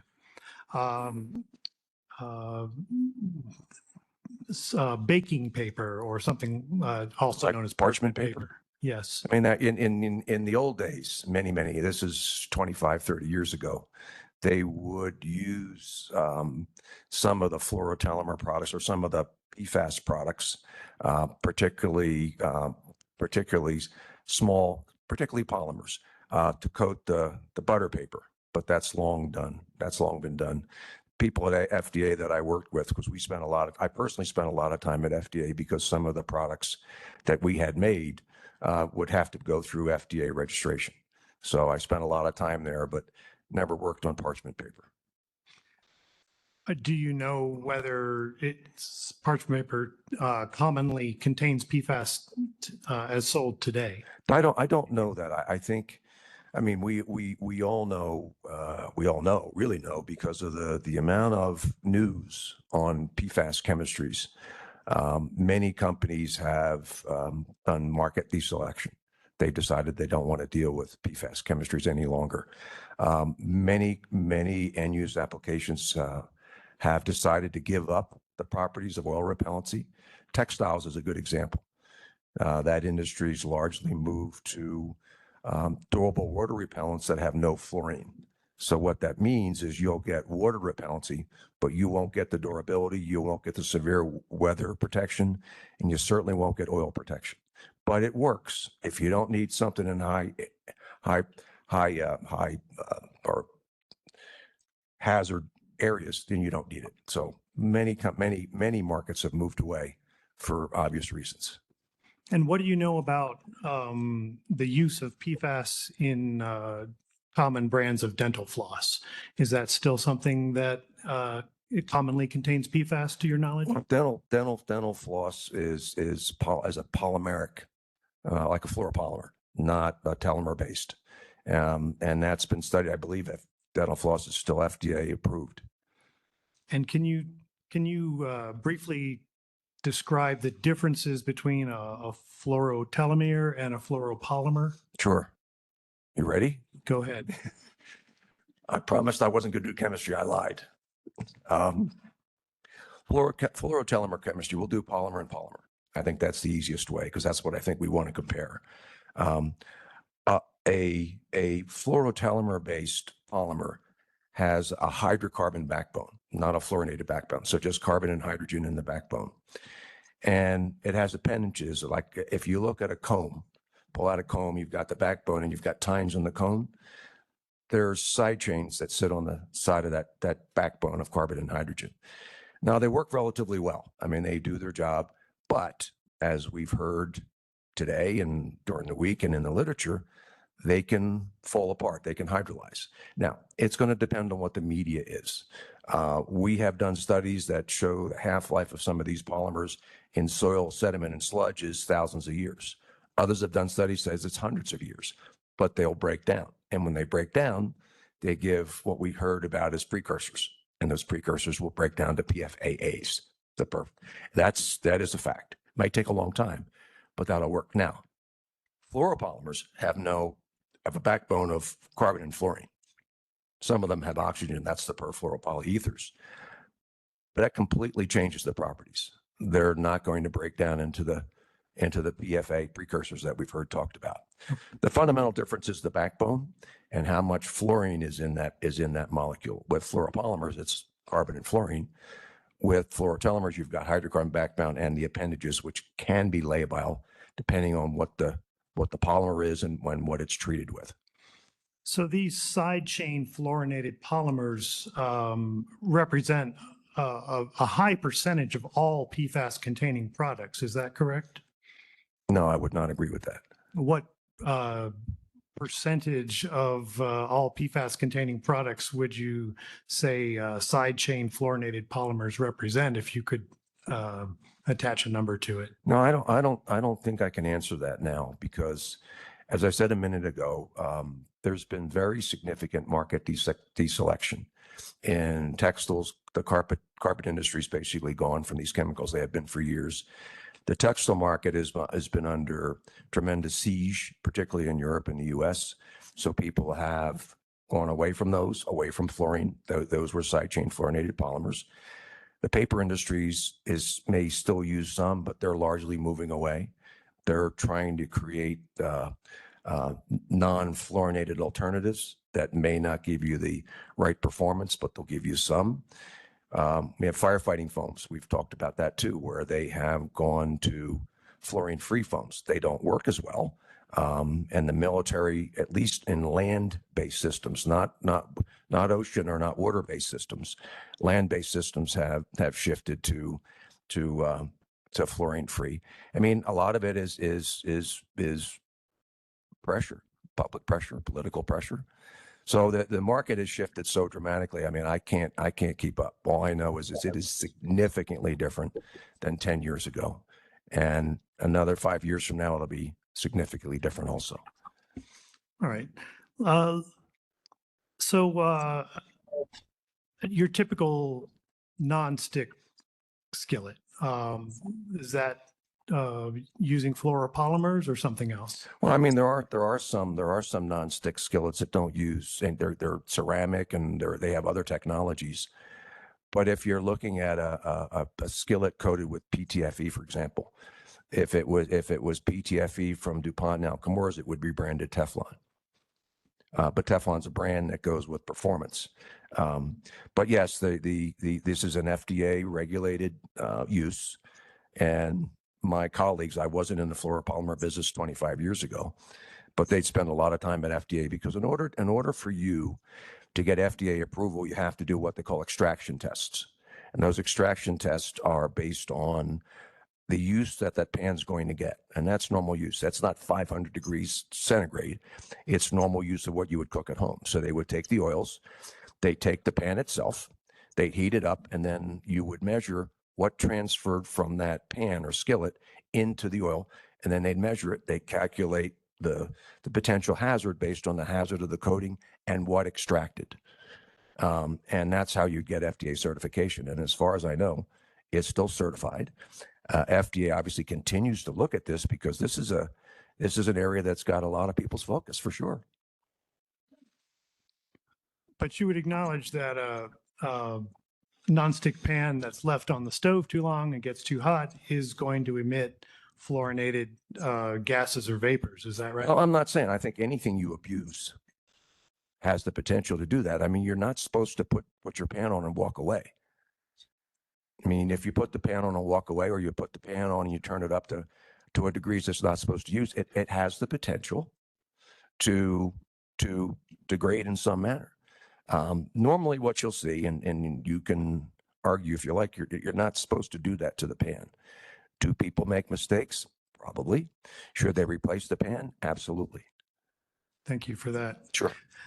Your testimony acknowledges that there are environmental effects from the manufacture of fluoropolymers. Isn't that correct? I think that history is long out there. I mean, I think the emissions from the fluoropolymer manufacturers has been the major, probably the major issue for this industry for many years. As I mentioned, when TJ was asking me about my background, myself and 3 other colleagues, 2 of which were from the University of Stockholm, We decided in 2004 that we wanted to look at particularly PFOA, but it was PFCAs, but we wanted to look at where PFOA was coming from. And it was, I guess, all of a 2-year project. What we did is we looked at every emission source or potential source for PFOA in the environment. And fluoropolymer manufacture was at the top of the list. Yes. So, and as I think I heard in your testimony, you stated that the manufacture of fluoropolymers still to this day typically involves the use of non-polymeric PFAS. Is that correct? What they do is as I said, and I don't have a current number, but if the, and I think Barb did say this, if the technical end use requires a certain specification of fluoropolymer, that the only way you can get that is using a polymerization aid, those companies are still doing that. But they're also doing something else. They're doing everything they can to switch all the other uses over to the non-fluorinated polymerization aids. And they're trying to work on creating new ones. They want to get out of using the small molecules, the fluoropolymerization aids. I said that, and we've been talking about this for 25 years. And they've made significant progress. I think PVDF, which is the second largest fluoropolymer, is largely out of using the fluorinated polymerization aids. And as Barb talked about today, there are some specific uses for PTFE, which is that still need it because the customer requirements require it. In other words, the technical purity or the technical properties of the fluoropolymer require it. But the goal is to find a way. I can tell you this, if the industry could find a way to not use them, they would. And that's their goal. Well, that's great to hear, but they're not quite there yet. Is that right? You're correct. And as you pointed out in your testimony, low concern is not the same as no concern, correct? That's what I said, yes. Okay. I think that's all the questions I have. Thank you.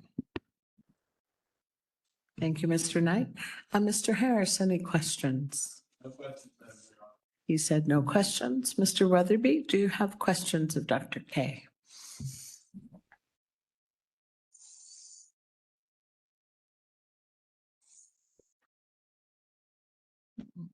He may have stepped away. All right.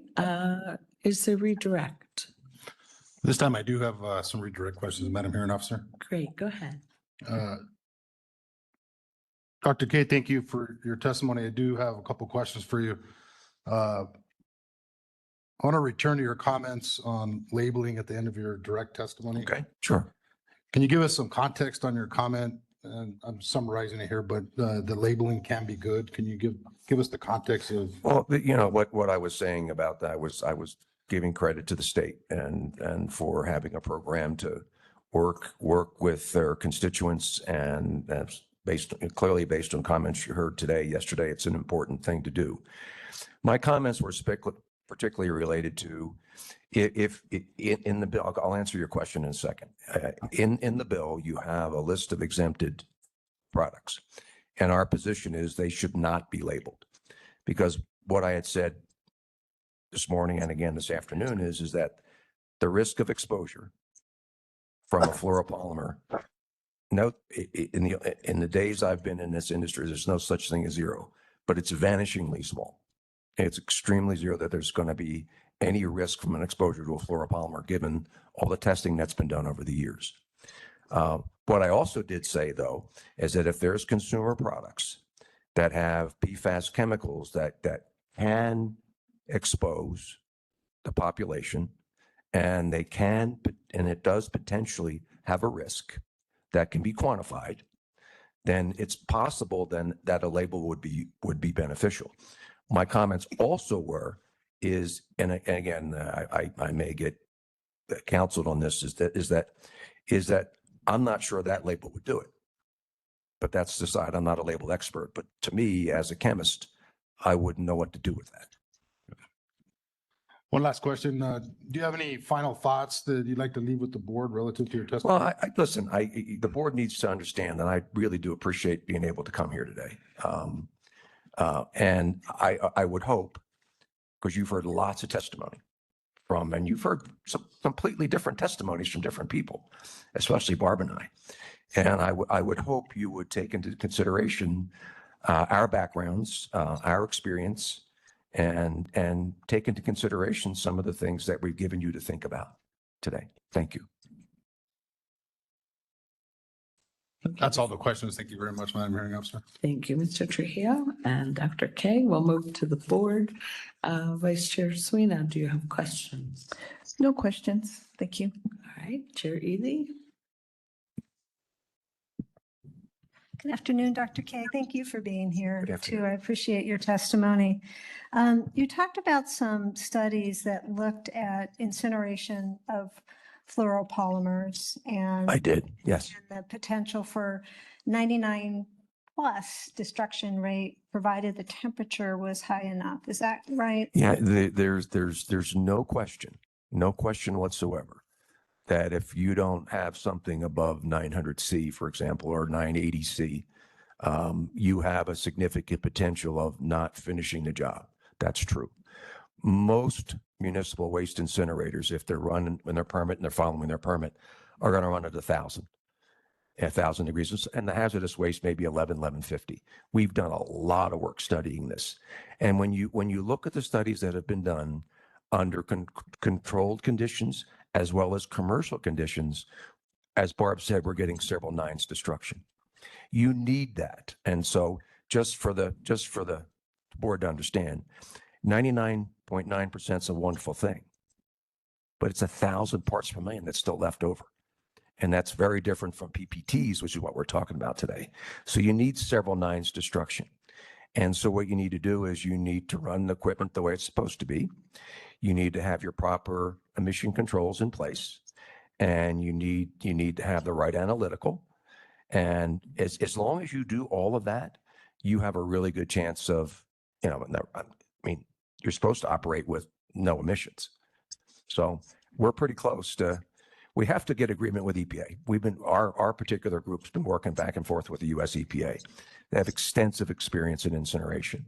So we've been working with their lab out of North Carolina to try to get guidance so that when we do our work, they'll say it's okay. They're hard to get to say it's okay, but that's what we're doing. So, but the studies Barb cited and what I cited are really good. The thing that people don't want to see, and you heard this today, is that the little things that don't get burned, the PICs, the products of incomplete combustion, they're the small non-polymerics. So developing the analytical methods to measure those has been a huge challenge, but they're now in place. So we can now measure what's coming out to a very, very small amount. So say you aren't meeting the 900 C. Well, you probably need to be above that. It's going to depend on the polymer also. PTFE is the hardest fluoropolymer to destruct. So if you're using the number 2, which is PVDF, 900 probably would be fine. But we've started with PTFE because that's the hardest. And most people have done the same thing. There's one study that used a mixture because I didn't design the study. I'd find it hard to interpret. But the whole idea is if you can get PTFE to completely burn, you probably got the conditions you need to be safe. I'm just thinking of conditions where, say, New Mexico, I've seen people burning their trash. Well, what kind of you want me to cringe now or later? It may not be legal, but it happens. Yeah, backyard burning is, you can't control it. That's where a public service campaign would probably be good. No, I don't work in New Mexico except for this week. Backyard burning is not a good idea, especially with these products. They're likely not to do you any harm, but the fact of the matter is you're then putting emissions in the air, and that can travel. So it may not be you, but there may be. But backyard burning, and I worked many years with the U.S. military, the Department of Defense. A lot of work I have done has been in firefighting foams and related products. So I spent a lot of time at DOD, and they are just like us today. Is that you really want to discourage burning of these kinds of products because they have armaments. The military coats a number of their products with fluoropolymers and the like to keep them waterproof. And, they need to destroy them. And so armament destruction or warfare destruction is a big program. So that's where I read about all of this, the backyard burning stories. Not a good idea. I think back to the days when my mother would burn our family trash.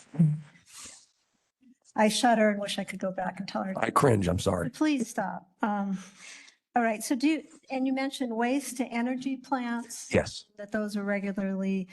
They're regulated, yes. Yeah.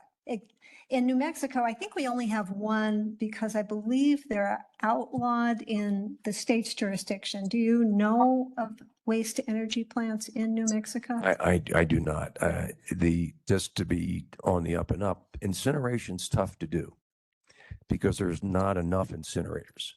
So that's the second issue. If you wanted, and a lot of states, for their own reasons, won't take waste like this, hazardous waste. So you try to find a hazardous waste incinerator, and sometimes you have to go to other states. And then if they'll take it, great. If they won't, you got to go to Plan B. All right, that's all. Thank you. Questions. Thank you. Thank you. On the platform, Member Bitzer, do you have questions of Dr. K?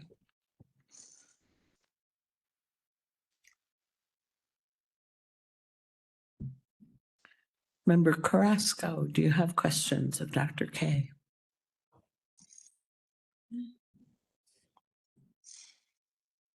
Sorry, I couldn't get to the button properly. It was Alrighty. expanding Go for ahead. me. Yeah, no, I don't have any questions. I just also old enough to remember burning trash out in the backyard with my dad once a week. And we lived in Bay Area, California too. It was pre-EPA days. So anyway, but thank you. It's been informative. Thank you. Thank you. Member Curry, do you have questions of Dr. K?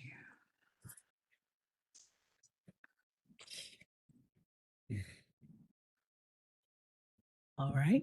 Anything further before we excuse Dr. K? No? Thank you very much, sir. Pleasure. Thank you.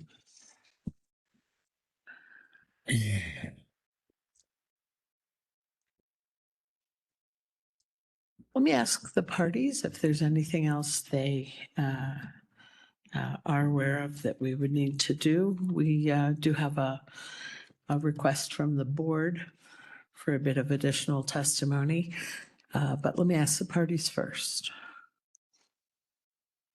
No? Madam Hearing Officer, no, nothing. Our technical testimony is concluded, and other than the post-hearing proceedings, I don't think we have anything else. All right, thank you very much. Let me, Chair Ely, would you like to describe what you'd like to hear? I might mangle it otherwise. Probably not any worse than me, Madam Hearing Officer. I have a question on the labeling of complex durable products. It's in the room and it's in the rule, and I don't know if Dr. Chapman would be the best person to answer that question, probably. And it relates to paragraph 2.13 D1. We were talking about all the mays and shalls earlier today, and I'm particularly interested in the last sentence there. The way I read this paragraph, it looks like the Erlenmeyer flask with PFAS is a requirement, and there is additional language that needs to be included, additional statement. Could you clarify what's actually required under that paragraph? And come up to the stand if you would, please.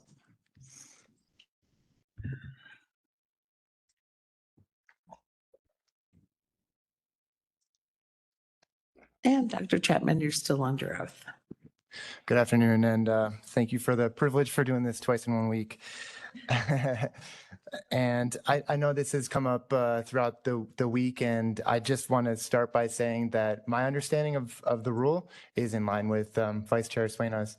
And to be more specific and to walk us through that whole section that you just referred to, it is my understanding that the Erlenmeyer flask with PFAS inside is a shall, and the words next to that flask are a may. And then that last sentence that you're referring to, the specifications sheet as drafted in this rebuttal rule, that statement is a shall. And so the department is proposing that the specification sheet and other product labeling information shall contain the following statement. For more information on the location of components made with PFAS, review the product's operation and maintenance manual. So you have an outboard motor and it would have on the motor itself, as we talked about during testimony, would have the PFAS in the Erlenmeyer flask. There wouldn't be any other written statement required for labeling that motor, but there would be a requirement in the specification sheet to include the language in the last section of D1. That is my understanding. Okay, that's all. Okay, thank you. Hold on one sec. Since you gave additional testimony, I need to ask if there's anyone else who would like to ask questions about that testimony. Just let me know. Ms. Feebig? Yeah, I just, so just, yeah, I just want to make sure I understand. So D1, at the very end, it says, the specification sheet and other product labeling information shall contain the following statement. So I think what you just said is that the outboard would not have to have that statement, but wouldn't that be the product labeling?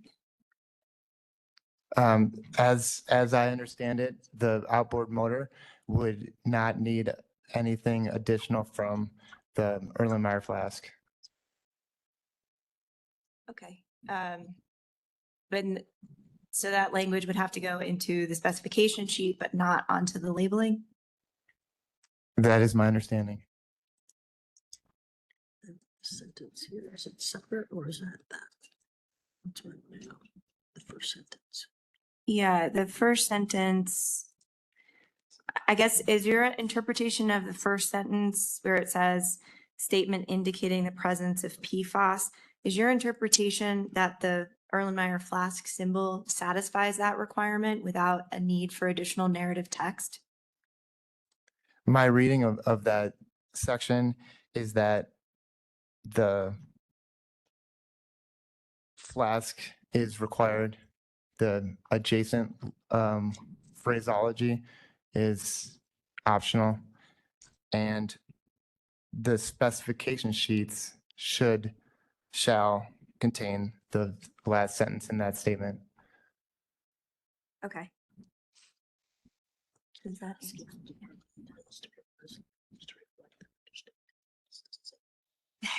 Yeah, I guess our question would be, do you intend to revise some of the language to make that clear in a subsequent rule draft? I object to that question with respect to policy changes. I'm sorry, I'm not sure I heard all of the question. Say it again. I guess my view is that that may not be completely clear from the text as written. So I was wondering if there was any intention to revise that language in a subsequent draft. Oh, I think we'll be having a discussion about the post-hearing process after we have the testimony. Great. I think that's Is that it? Thank you. Mr. Mullenberg, did you have questions? No questions, Madam Hearing Officer. Okay. Mr. Trujillo? No. Mr. Mr. Harris? He said no. Mr. Weatherby, do you have questions of Mr. Chapman based on that last snippet of testimony there? I guess, Madam Hearing Officer, I was going to ask Dr. Chapman a question, but what you just said about this issue being addressed in the post-hearing conference, maybe that's where I need to ask the question. It was more on, does the board have the opportunity to clarify that? And I guess would that be the more appropriate time to discuss that? Yes, I think so. Okay. All right. Thank you very much. And I Yeah. thank Dr. Chapman for his testimony. And anything else from the board? Mr. Ugarte? Dr. Chapman, one question. I'm sorry if it was in the testimony that's already been provided. Is there an outreach program or effort that's part of this implementation where guidance would be given, whether to the industry or the public? Yes, the department is in the process of rolling out an educational campaign associated with the implementation of the PFAS Protection Act. And is part of that directed to industry? I believe so, yes. Okay, thank you. That's it. All right. Any other board questions of Dr. Chapman? I don't see any on the dais. Anything from the platform? No? All right. I think we're done. Thank you very much, Dr. Chapman.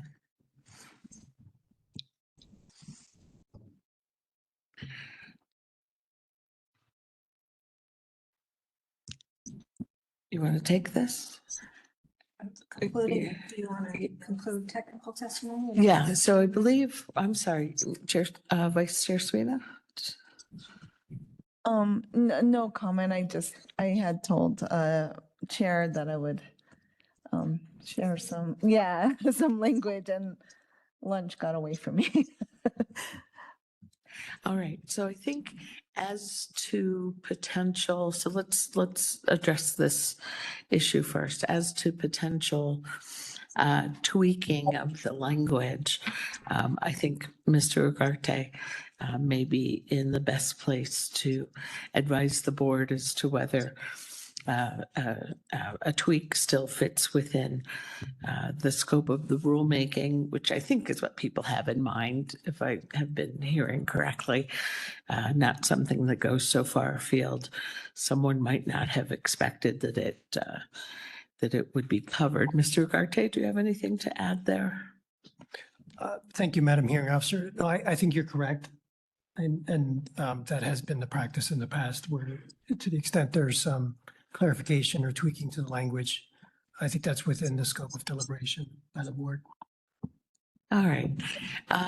And Chair Ely, do you want to address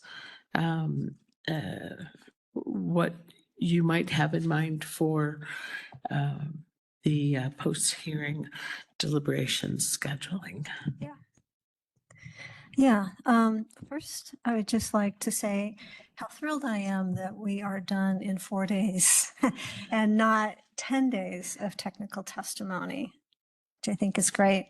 But I don't want to let the board or anybody off the hook for next week. What I would suggest is that the board do its deliberations on Friday, March 6th. While testimony is fresh in our minds. The other reason for this consideration is we've got a pretty full docket between now and mid-May.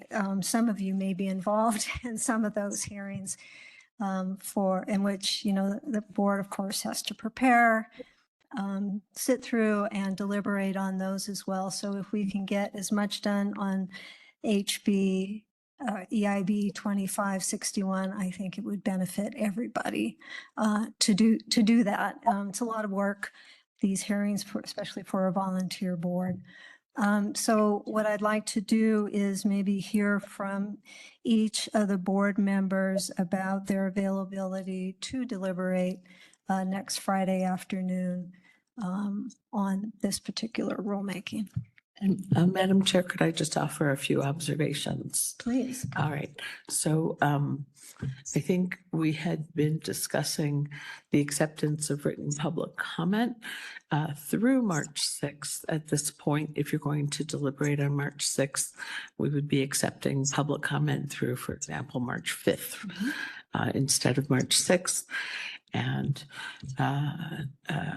you will not have all of the things you might otherwise have in these very lengthy rulemakings, a transcript, written proposed findings and conclusions, a hearing officer report, written closing argument, all of that.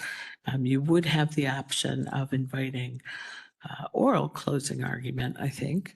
The parties should be able to do that. That's all I wanted to say.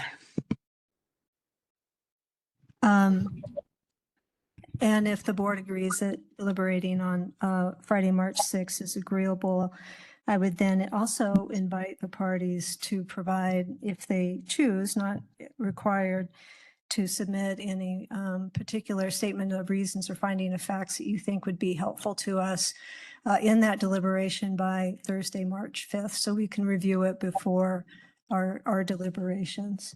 I realize the transcripts will not be available. They're, if there are certain portions of the hearing that you'd like to review, the YouTube channel is always there as well.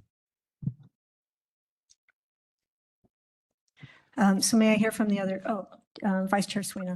Yes, Madam Chair, I just wanted to, share, I am available the afternoon on March 6th after 1 o'clock.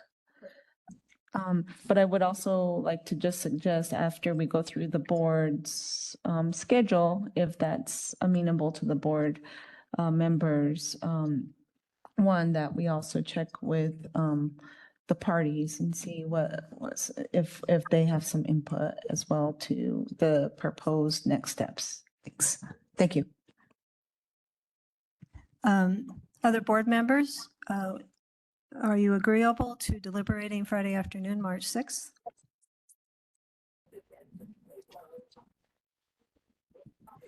I'm in. Thank you, Mr. Bitzer. I'm in. I'm good. This is Carrasco. I'm in also. Great. So it seems like there is unanimous consent that we can.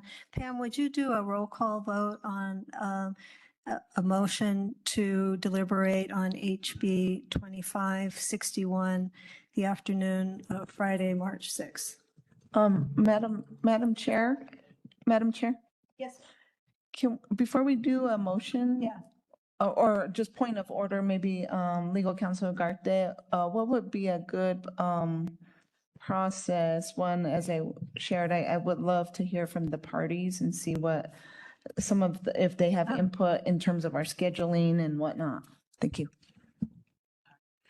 Yes, thank you. Let me start with the petitioner. Mr. Knight? Thank you. First of all, I would like to clarify or have the hearing officer clarify that the evidentiary record in this matter is closed. Yes, so I was going to invite Mr. Molenberg to offer Dr. K's exhibits first. Okay. Mr. Molenberg. Thank you, Madam Hearing Officer. Yes, we would move all of, and I wasn't here for Dr. Henry's. Was that was taken care of? Yeah. So we would just, move admission of all exhibits that have been offered by ACC for admission to the extent they haven't already been. All right, thank you. Very clever. I'll pause for a moment in the event there's any objection. Okay, they're admitted. Thank you. And so, yes, the record is closed, except for we're allowing written public comment, non-technical comment, to be submitted through the afternoon of March 5th. And then I would also like some clarification as to when and in what form closing arguments will be entertained. All right, I'm going to turn this back over to Chair Ely. Yeah, I'm suggesting closing oral arguments. You don't have to put it in writing. We take it in writing. And 20 minutes per party, beginning at 1 o'clock on March 6th. Madam Hearing Officer, if they have a statement of reasons or conclusions of law, would those go through you? Yes, they would be served on all parties, submitted to the clerk and administrator, and then obviously they would be shared with the board members. The petitioner has kind of the heavy lifting on the statement of reasons. I think perhaps the other parties could focus more on the particular reasons they would draft in support of their focused proposed revisions or reasons for not adopting particular sections. Yes. So if I may, so a deadline of presumably 5 p.m. on Thursday for a written statement of reasons, a final proposed rule language, and anything, conclusions of law. Yeah, the conclusions of law are generally part of the SOR. Part of the statement of reasons. Yeah. And then the board members obviously would be able to spend Friday morning looking at that and then Friday afternoon talking about it. And I know this is expedited. It really is just kind of the workload of the board that's driving this process. So anything to add, Mr. Knight? No, nothing further. We will be available and we will meet those deadlines. All right, thank you. Mr. Trujillo or Mr. Molenberg, do you have observations or questions? Yes, thank you, Madam Hearing Officer, and thank you, Madam Chair and the board. We certainly appreciate your heavy burdens and workload in this matter and appreciate the fact that I think pretty much the members sitting for this matter were able to listen. Nevertheless, we did come into this with the expectation that there would be written closing arguments and our opportunity to review, cite the transcripts, and make a record in that way. So that will be a real challenge in the absence of that. We do have the written testimony and exhibits that have been admitted, but I do think in this hearing there was some very valuable testimony that's going to be only on the transcripts. So that will be a challenge. I don't know. I haven't thought through if we really have a mechanism to cite to the oral, YouTube videos and so forth. So I certainly have reservations from our perspective, particularly in light, I think, of the expectations that we had. But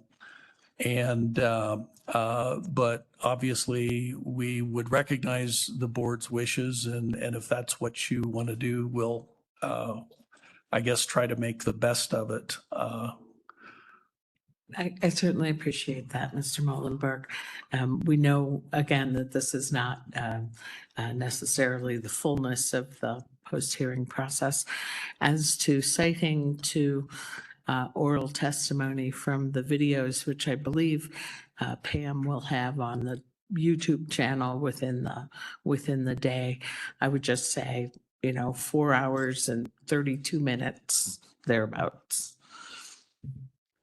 Yes, Madam Hearing Officer, and thank you. Just one other clarification. I mean, obviously, I don't think any of us know whether this type of matter would go to an appeal, but we will have some challenges if that is the event with dealing with record issues and so forth. That's premature, obviously, to talk about that, but I do want to note that that may be the biggest challenge of this kind of a process.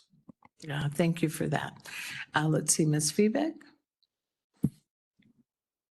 I would say that we generally share ACC's concerns, but also will work within whatever process is best for the board. So I appreciate your cooperation. Mr. Harris? No comments. Thank you. Thank you. Mr. Harris said no comment. Mr. Weatherby? Thank you, Madam Hearing Officer. I'm not an attorney, so I'm a little perplexed by this actually, because I do understand the importance of a written record, and I have taken the opportunity to look at to watch the videos of the previous 2 days, or I didn't look at yesterday's yet, but they're not that easy to, if you're trying to really pin down a written statement. And I guess I would, and Madam Hearing Officer, I'm not trying to bypass you because I don't understand the structure totally, but is it, and seeing as a question's already been raised about the potential of a challenge on this, I do think it's prudent to check with counsel. And I don't know, I understand you're an attorney and you're handling the hearing. I don't know if this is more appropriately directed to you or to board counsel, but, and I do totally respect the effort put in by the chair and all the members of the board. I understand how difficult this is, and your schedule, I've witnessed it over the last few months, the effort you all make, and I truly do appreciate it. But I just can't not say that I think that this is rushing it a little bit too much without having the record present. So is that a potential legitimate challenge on that point is what I would ask counsel.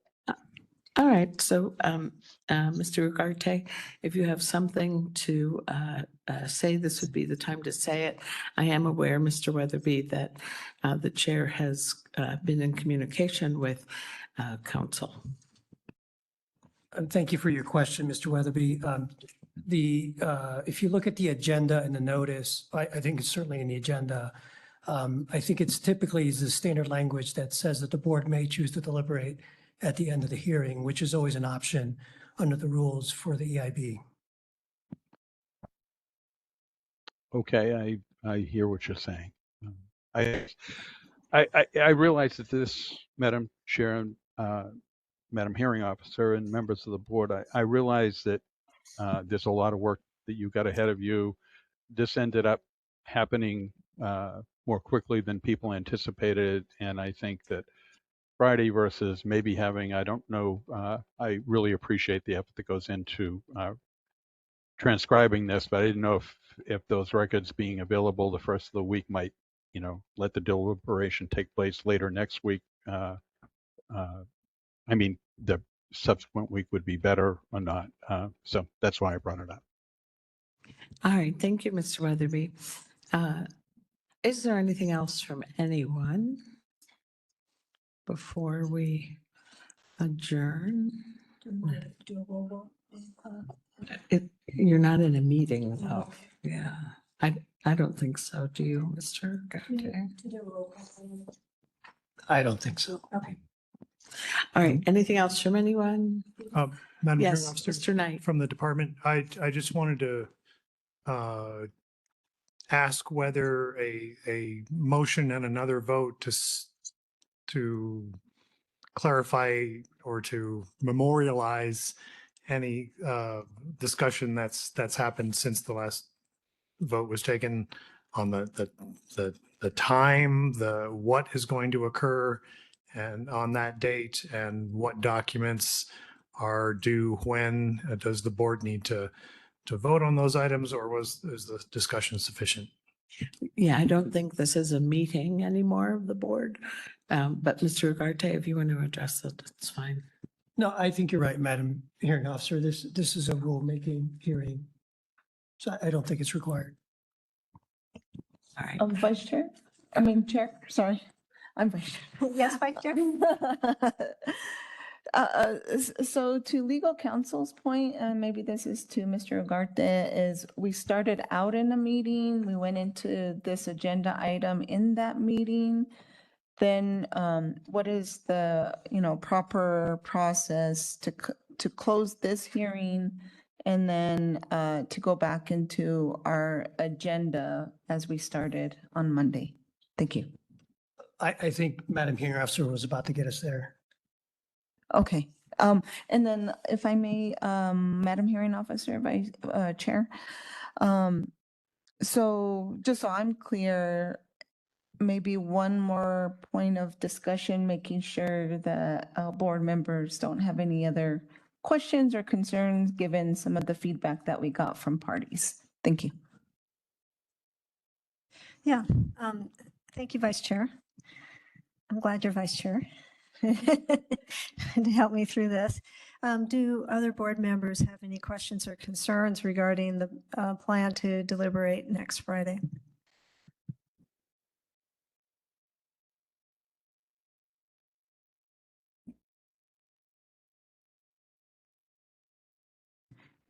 Hearing none, I think we've addressed the issue and have provided the details that needed to be provided to move forward with deliberation next Friday. Now, the meeting location, I understand, will not be here, but will be at the Capitol in room 309. Is that correct, Pam? That's correct. Yes. Yes, we have it for the entire day on the 6th. You'll send an agenda out with that information. I will, yes. Yeah, thank you. Chair and Madam Hearing Officer, I just want to make sure we tidy up everything. So I know there's been some notice on the calendars page, and I noted, and we got the hearing started, and there was some notice on the calendar page that we would be on Saturday and Sunday, and I knew that was probably incorrect. And I just want to make sure that our public and everybody has the same information and we're all on board and clear going forward. Thank So you. just my comments. Yes, Pam, if you and Luis would work to make it very clear that the record is closed except for some written submittals from the parties and non-technical public comment that needs to be submitted by next Thursday at 5. Thank you. May I ask a quick question about the closing arguments? Yes, Ms. Feebeck. Will we be permitted to present those on the virtual platform? Yes, yes. Room 309 is set up for hybrid. Okay, thank you very much. Yeah. All right. If we're done, all of you have a safe drive home.